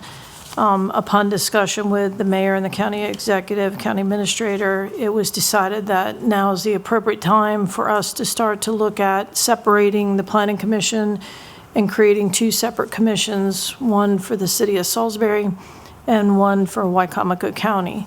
I can go into various reasons for that if you like, but I will say one of the main reasons, not the only reason, but one of the main considerations is that the majority of the agenda items that are on the Planning Commission agenda each month are city items, yet the Department of Planning and Zoning is doing all the administrative work for these Planning Commission meetings.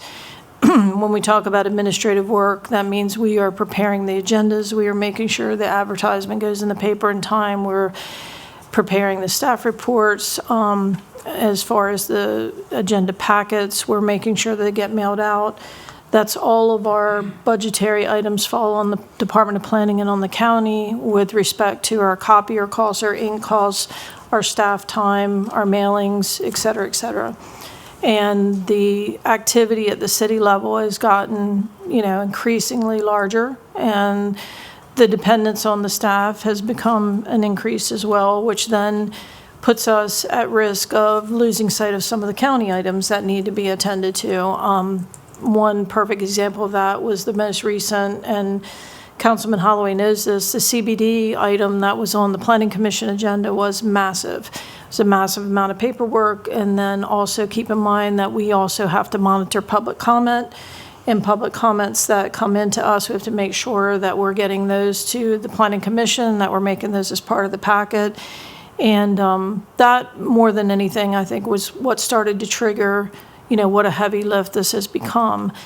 Additionally, I'd also like to point out that the planning director sits as the secretary to the Planning Commission, and there's oftentimes in those meetings that I'm asked for advice, and that puts me in a precarious position when I'm asked to advise on city matters, because I really don't have jurisdiction over city matters. And even though I may know the answer to the question, it doesn't always seem appropriate for me to respond when there's city staff in the room and a city attorney there as well.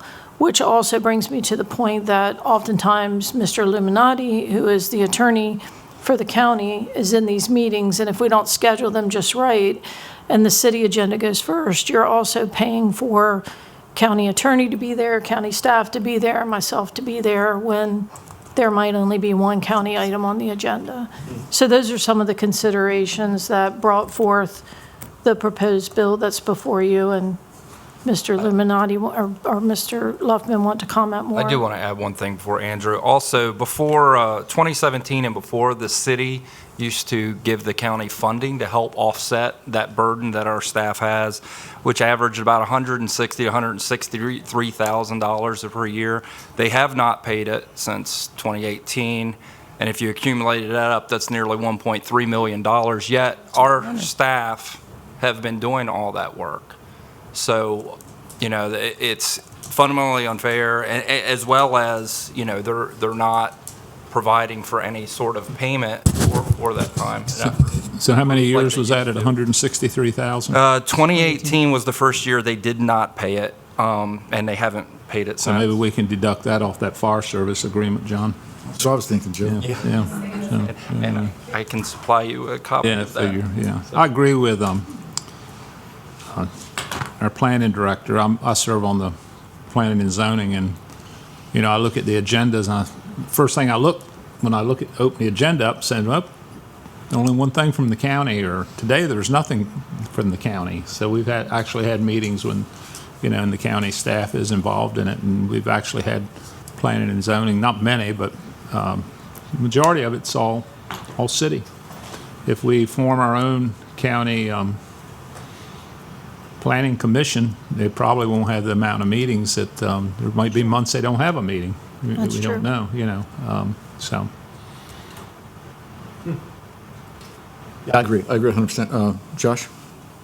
I guess to say my first thought in seeing this, I was thinking, well, if it ain't broke, don't fix it.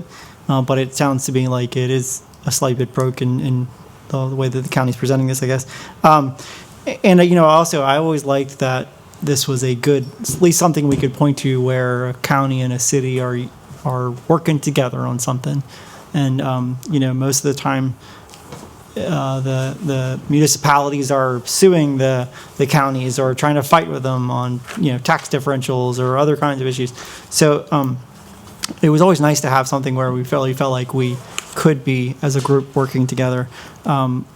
The main thing that I'm hearing here, I guess it sounds more like, is the administrative burden being the key issue. Has there been any discussion, instead of moving in this direction, but switching this to the city of Salisbury officially, taking whatever appropriate step, that'd be legislative or whatever it might be, to be able to have the city of Salisbury actually take over those administrative capabilities.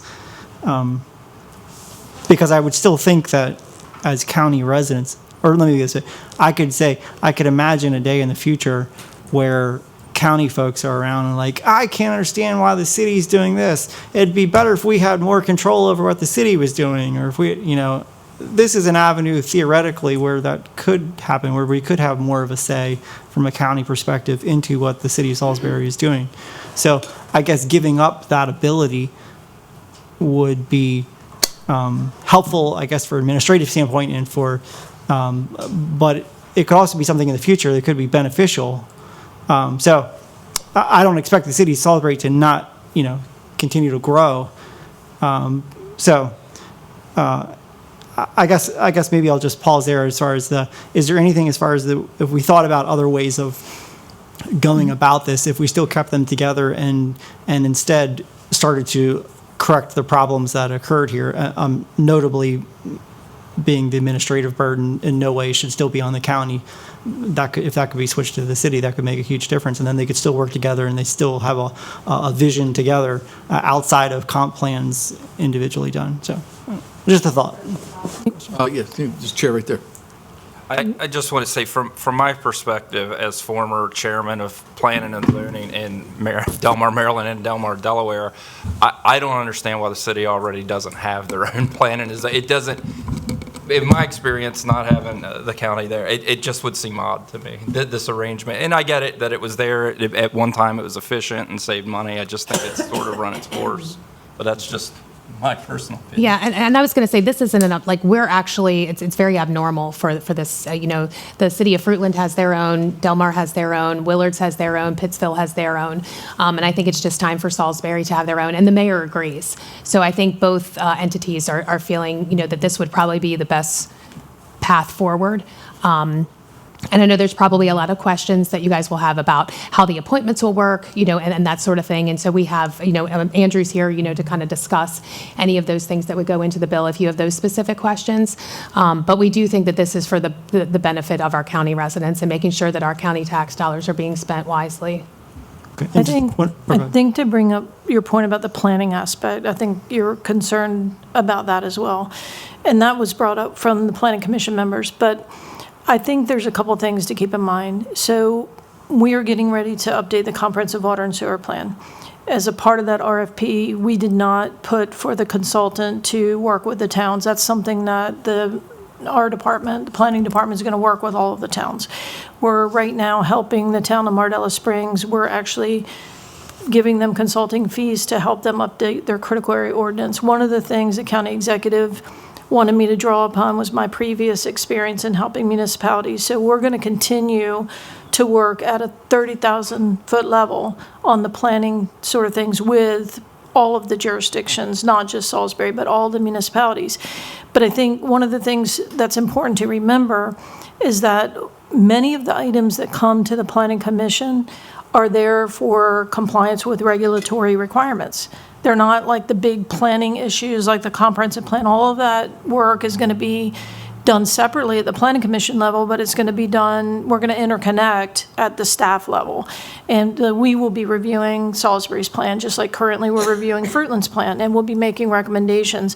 But when it comes before the Planning Commission, they're going to operate with city staff. They're not going to operate in conjunction with county staff. And that's happened already. When there are subdivisions or site plans that come before the Planning Commission, then they're going to be operating with city staff under city regulations. So it's already in many ways somewhat separate in that regard, and they're going to be relying on staff recommendations. So at a staff level, I still think we're going to continue to plan and interact, but just in a different way outside of the Planning Commission environment. And I was just going to add really quick, Josh, to your other comment. This administration, and I can only speak for mine, has worked super hard to have a really great working relationship with all of the municipalities. And when Tracy came on, it was imperative that that relationship continue. And she was willing to use her expertise. And while we're not taking away from, county business, but she is able to help. And that was, part of the deal. So we want to continue working with them. It was funny. It might have been in the interview. We talked about that, and she was actually relieved. She was like, "Oh, good," because this has been my whole career is helping several localities, municipalities. So, What's your take on the process? Great, thank you. Good evening. So just quick overview. One, the arrangement between Wicomico and Salisbury was at one time the norm, but that is not the practice throughout the rest of the state. I looked at every other charter county. There's only one other joint commission in the state, and that's the National Capital Region, and that's really not about, it's not what the local planning commission's doing. That's a bigger around the DC area concept. The local representation, there's still the Chapter 64 has the Wicomico County area-wide planning organization, which though it's been sort of inactive, allows a member of every planning commission to come together for a meeting at those times when necessary to discuss the broader implications of zoning at the county level, but to make sure it's compliant at the local level as well. So that's not being repealed as part of this. That remains part of the code. And then looking at the way it's set up, it really is keeping a lot of the state law, adding some really important considerations. The county's going to a 7 council member council district form of government in 26. Part of the goal of this legislation and change is to, to the extent practicable, have a citizen from each councilmanic district serve on the planning commission. That way, District 1, District 7, District 5 can each, in theory, have representation at that level. Now, it's possible if and when this goes out, nobody from District 3 applies, but that's sort of the goal of the council members is find individuals, refer them to the county executive, advertise, let the public know we're looking for new members to fill these 7 areas. Requiring principal residents to be in Wicomico County. That's important. There will still be, you don't want somebody who has part-time residence here but lives in Worcester County the rest of the year to be making decisions about planning and zoning and site plan development. To go to the larger point, the Planning Commission is only executing the laws that the council enacts.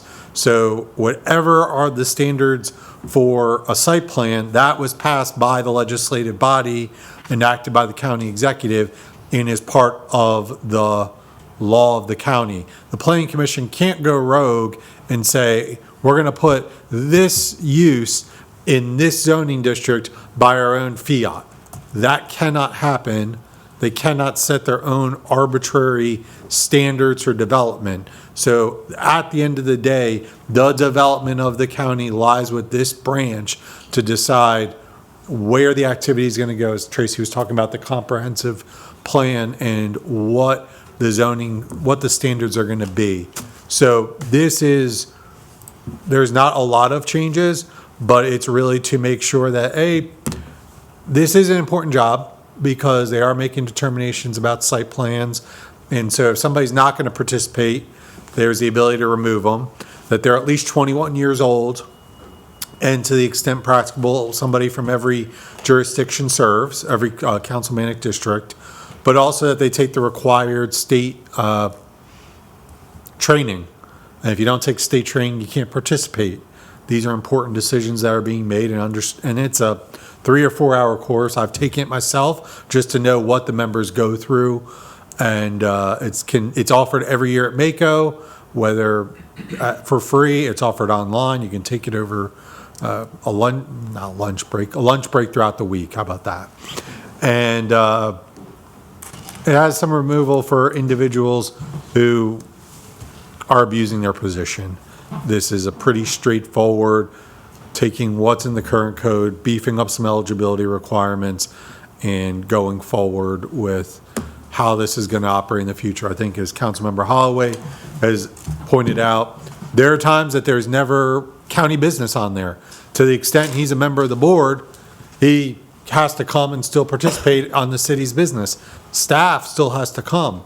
As legal, I'd always reach out to the director and say, nothing for me, I'm not coming with your permission, and they always granted it because there's a lot of work to be done, and sitting around for a lot of city development is not necessary. So this has real opportunity to streamline the process for Wicomico County. Again, this board does not have the power to make any changes that the legislative body has not already approved. There's also another provision in the code to allow for, when necessary, all of the planning organizations in the county to meet.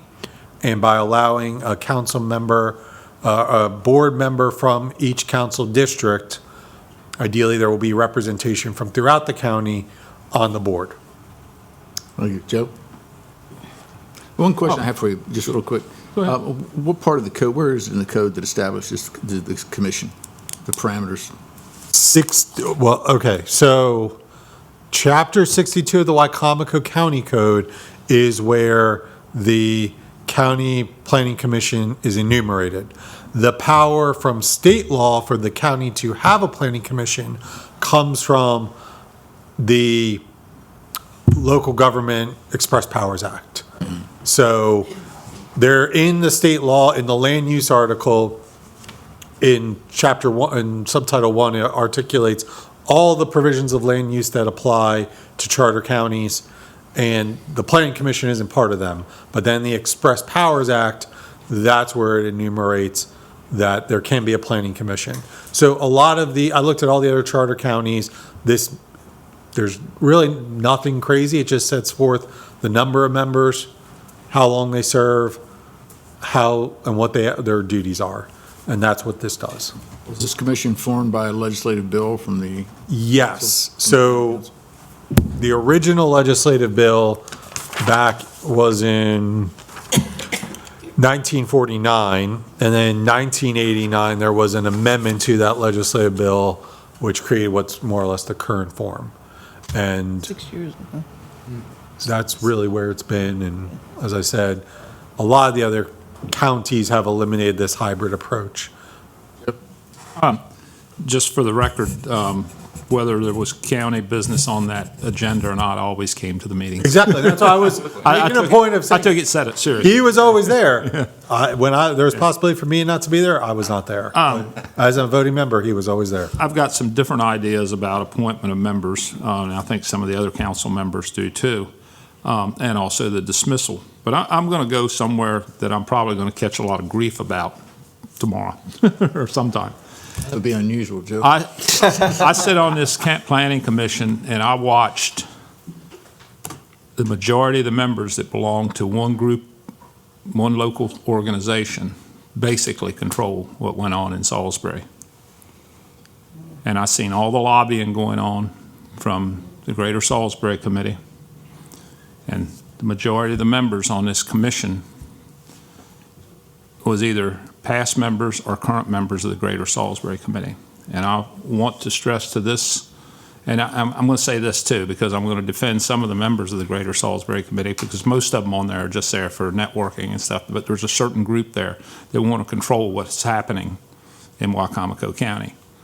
And I seen the lobbying going on, and it was the folks that were coming in here pleading their case were talking to the wall, because I knew what was going to happen.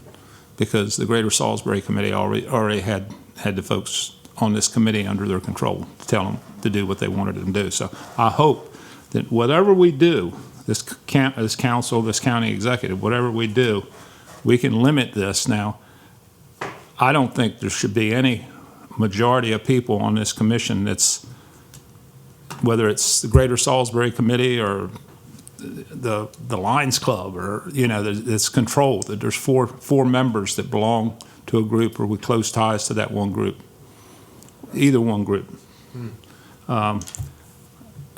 The 7 members, I'm going to tell you some experience. Years ago, I had a councilman call me. He'd appointed somebody to, I think it was the Charter Review Committee. You know, the fellow wanted to be on it. He appointed him, then he didn't show up. So there might be some issues with trying to find 7 different people from 7 different districts to serve. Okay, not saying that there will be. Another option would be 3 Republicans, 3 Democrats, and 1 independent. That could be, pardon me? Yeah, I like that. Well, that could be an option. What's wrong with 7 Republicans, Joe? Huh?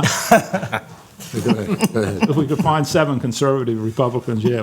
We do 4 and 3, like whoever the executive is, like how the governor is. But, you know, Yeah. then, you know, as it's set up now, the city has 1 representative from the county council, and the county has 1 representative.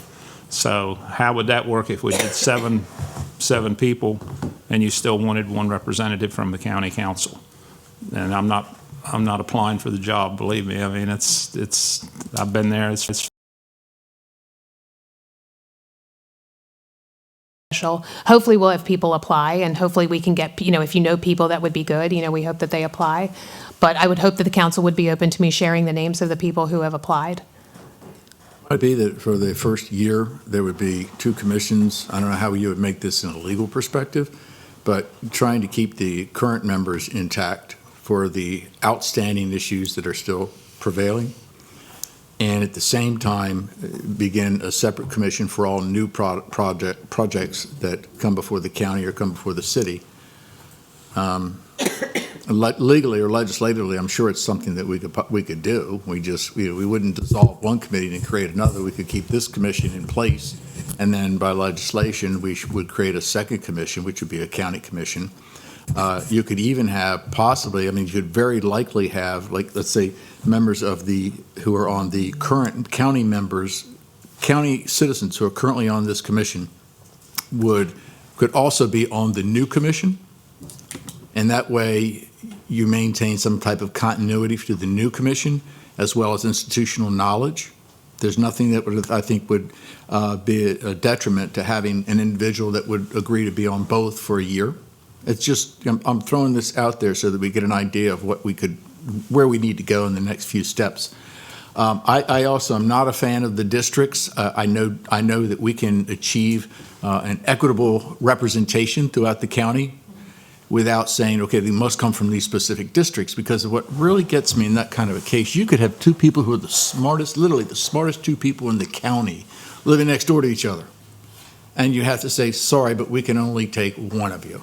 It doesn't make sense, I don't think. I think, you know, you have to be able to just take the most qualified people who are in this county, recognizing, of course, equitable representation under any circumstances. But I would not want to throw options out the door just simply because one gentleman may live across there or one lady may live across the street from another. I think similar to what Joe was suggesting, the appointments, and it's similar to what you're suggesting, Madam Executive, is that the appointments could be with the executive with the approval of the council, no different than what we're doing in a lot of scenarios. Yep. And I think the removal of the commissions, I would like to see some type of approval on the part of the council to also approve removals as well. Oh, yeah, absolutely. Yeah, I think that's pretty much everything I have. How you all figure out the first part of it, I don't know. That's why we're in a work session. But it could be something that's feasible. Yeah, we would hope to keep, the members that are on there now, we would like to continue with the county members at this point in time. I do know that we had talked about, this wouldn't be just, in July 1st and we would cut them off. Like, this would be very, like, it would be a percent, like, kind of progress all the way till we talked about fall, that maybe we would try to, work our way to that, so. But it's definitely a work in progress. And the city has to mirror our process. So- Right. And I don't know how long it takes the city to do things. I haven't been in a city council meeting in a few Yeah, years. we don't know.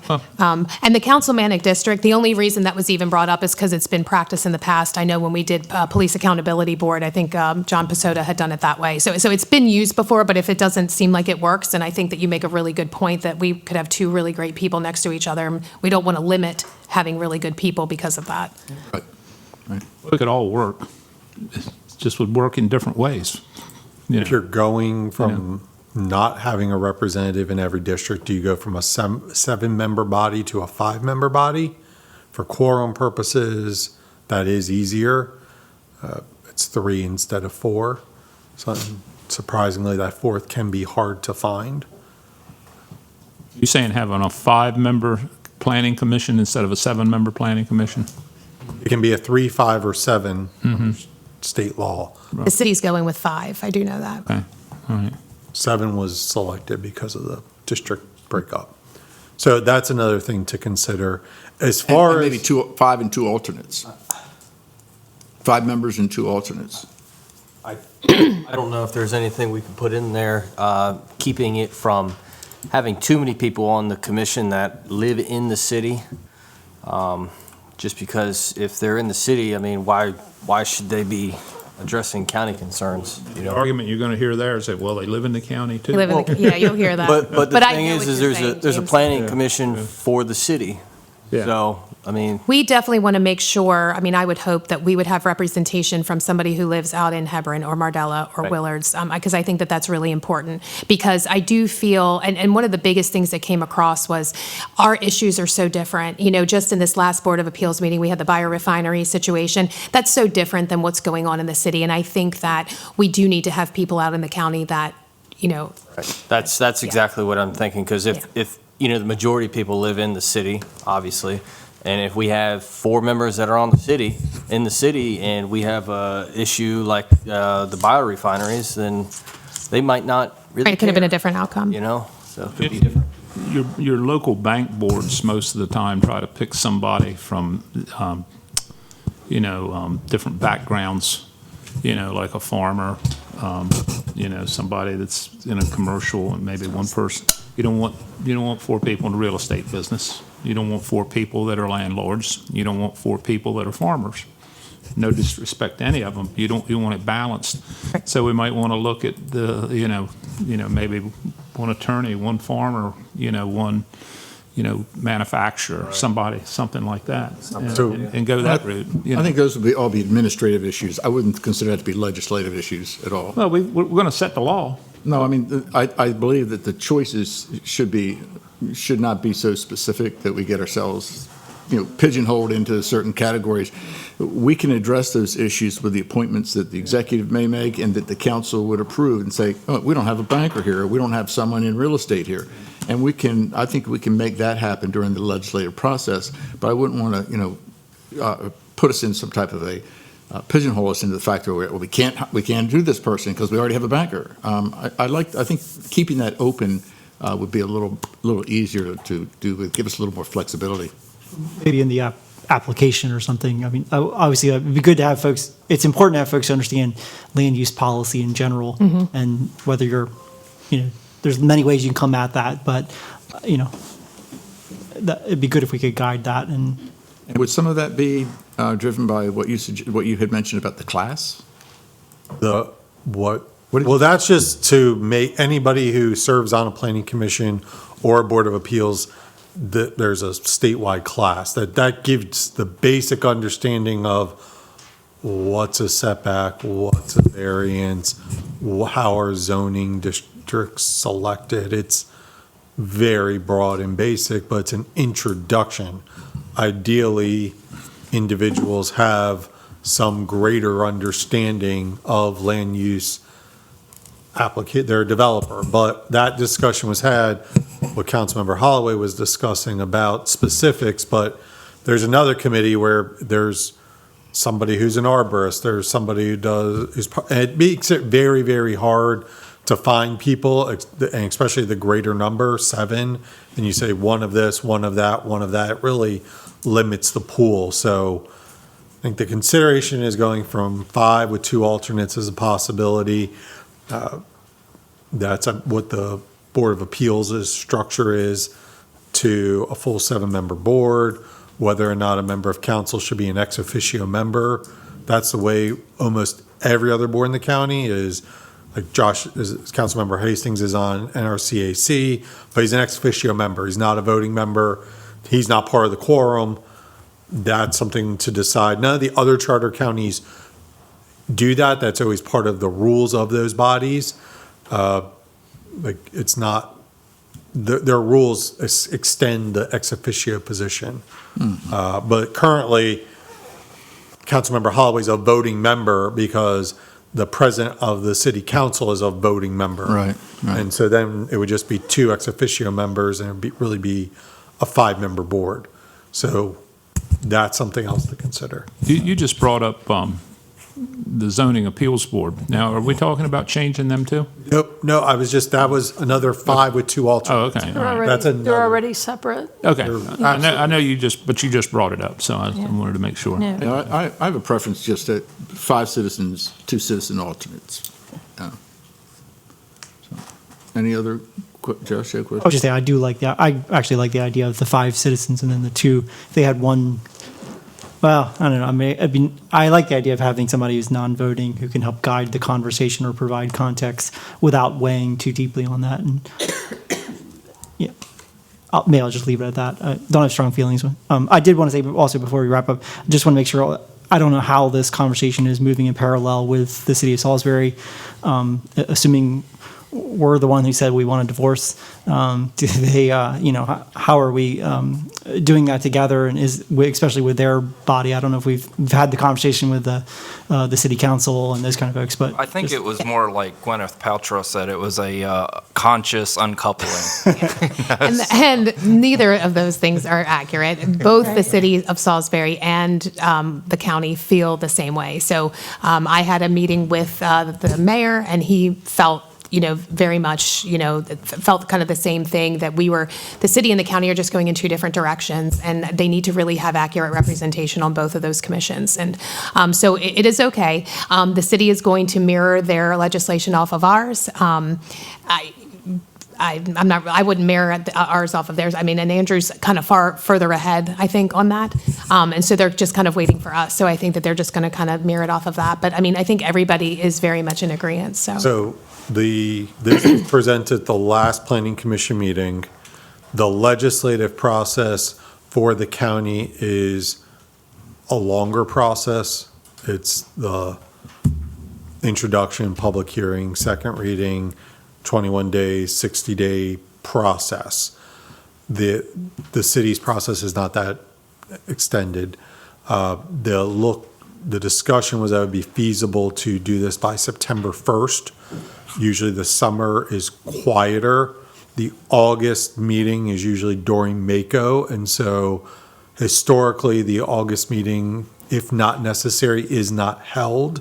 Unfortunately, the last 2 years, because of all the cannabis at the state level, there have had to be August meetings. From a county perspective, there would be no ongoing county work that would get lost in a decoupling. The city also wants to extend the decoupling faster because they're looking to do their comprehensive plan, and they recognize they don't want county members influencing the city's comprehensive plan, and they don't want this period to drag out any longer so that they can begin their comprehensive plan with their 5 members. So there wouldn't be lost work in the process. Additionally, there could be, it would be a city concern, but the county could agree that to the extent that there is a law of preliminary plat approval that drags on. I mean, the developers know that they shouldn't probably bring a preliminary development plan in July. That would not be a smart business decision, but to the extent that it was necessary at that preliminary plat plan, it could be acknowledged that they would track with the next board so that there's no lost time. I think to Andrew's point, it becomes more complicated the longer we drag it out because of the comprehensive plan for the city. Because really and truly, even though you've probably been hearing about the comprehensive plan, it's yet to be brought before the planning commission. And so if that, what I'm hearing is that that is what's going to transpire over the next probably 3 to 4 month period. We do not want to have the Joint Commission start reviewing the city's plan and start down that road and then have a change in membership. I think that would be very unfair to city staff and to the city of Salisbury in general. So I think by dragging it out even beyond September, it would make matters much worse for the city, because that is the one long-range project that they're working on. And then if we're fortunate enough to get budgeted to do our comprehensive plan, we're going to be ready to roll with a new commission as well. So we're going to also want something different, to, in the way of a commission setup starting in the fall. Sure, Shannon. You're saying that in their budget they hadn't paid you? Is that what you're saying? Yeah, the city used to pay approximately $160,000. It was between $160,000 and $163,000 from the years 2012 to 2017, and then they stopped. I believe that's when they split, but the work continued to be provided primarily by county staff. Correct. Yes, ma'am. They did the work, but they didn't pay you for doing the work. That's right. So how, are you going to collect that money? So what we're hoping is to use it as a bargaining chip with the fire service agreement. They kind of said it, so yeah, that's kind of that's exactly what we were thinking. Yeah. I'm going to tell you something. This parking issue downtown and density issue downtown. It's terrible. Really overwhelmed the staff. I was surprised at how much, loads and loads of paperwork. Of course, I was just looking at the paperwork. They had to make it and do it. It took Janae, our administrative supervisor, it took Janae out of commission, honestly, for almost a month. This became her primary duty. And then you also have to remember, and I failed to mention this sooner, after every meeting, regardless of city-county cases, we have to prepare the meeting minutes. Those meeting minutes, as you know. You meant, 11 o'clock one night or something? Yeah, I mean, they last, they're probably 12, 14, 16, sometimes 20 pages long. That's quite a bit of work for someone. And while she's doing those minutes, she's she's listening to the tape. She's not answering phones. She's not doing other work. And we have offered the city assistance with having them sit with us and help to train their staff and to bring them along so that we don't just, cut it dry with them. But that's something that we're waiting to see how the legislation goes before we start to do that. I always had it in the budget. When I was on the city council, they always had plan and zoning. Part of that budget was given to the county, just like Salisbury Wicomico Economic. He's always in the budget. So that's why I figure out how we can get our money back. What do you anticipate our next step? I guess we would have another work session once we maybe fine-tune what's been presented to us tonight. Correct. Is Planning Commission considering this?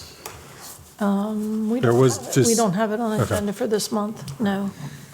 We can put something together and come back. I can still add it to the agenda for discussion. It doesn't have to go to the planning commission for the planning commission to approve us doing another planning. Correct. No, that's not. So Yeah, all it would zoning be text the- amendments, but it's not a zoning text amendment. No. Yeah. But recognizing their value, their years of service, they may have insight as to suggestions, recommendations on things that they've seen as have worked, not worked, and there was discussion of just having that, providing that courtesy to them. Think about the five members and 2 alternates that, I think it's a good idea in a way, but I noticed from sitting on the planning commission, sometimes we end up with 4 people out of 7. And if you got 2 alternates and 5 members, and you might not end up with a quorum all the time. You need people dedicated. Well, wouldn't you bring in one of the alternates to be Yeah, but how about if they couldn't come? That's because they're not used to doing this on a regular basis.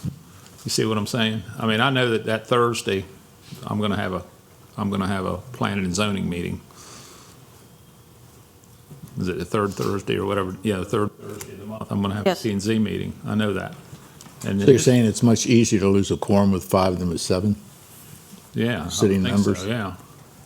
Even with alternates. You guys review it and We'll bring it back. I mean, it's not about the money because we're not paying them anything, right? Yeah, we're in the negative Yeah. on this, yeah. Yeah. It's a good point. It's a good point, Joe. Thank you. Thank you all for your hard work. Thank you. Thank you all very much.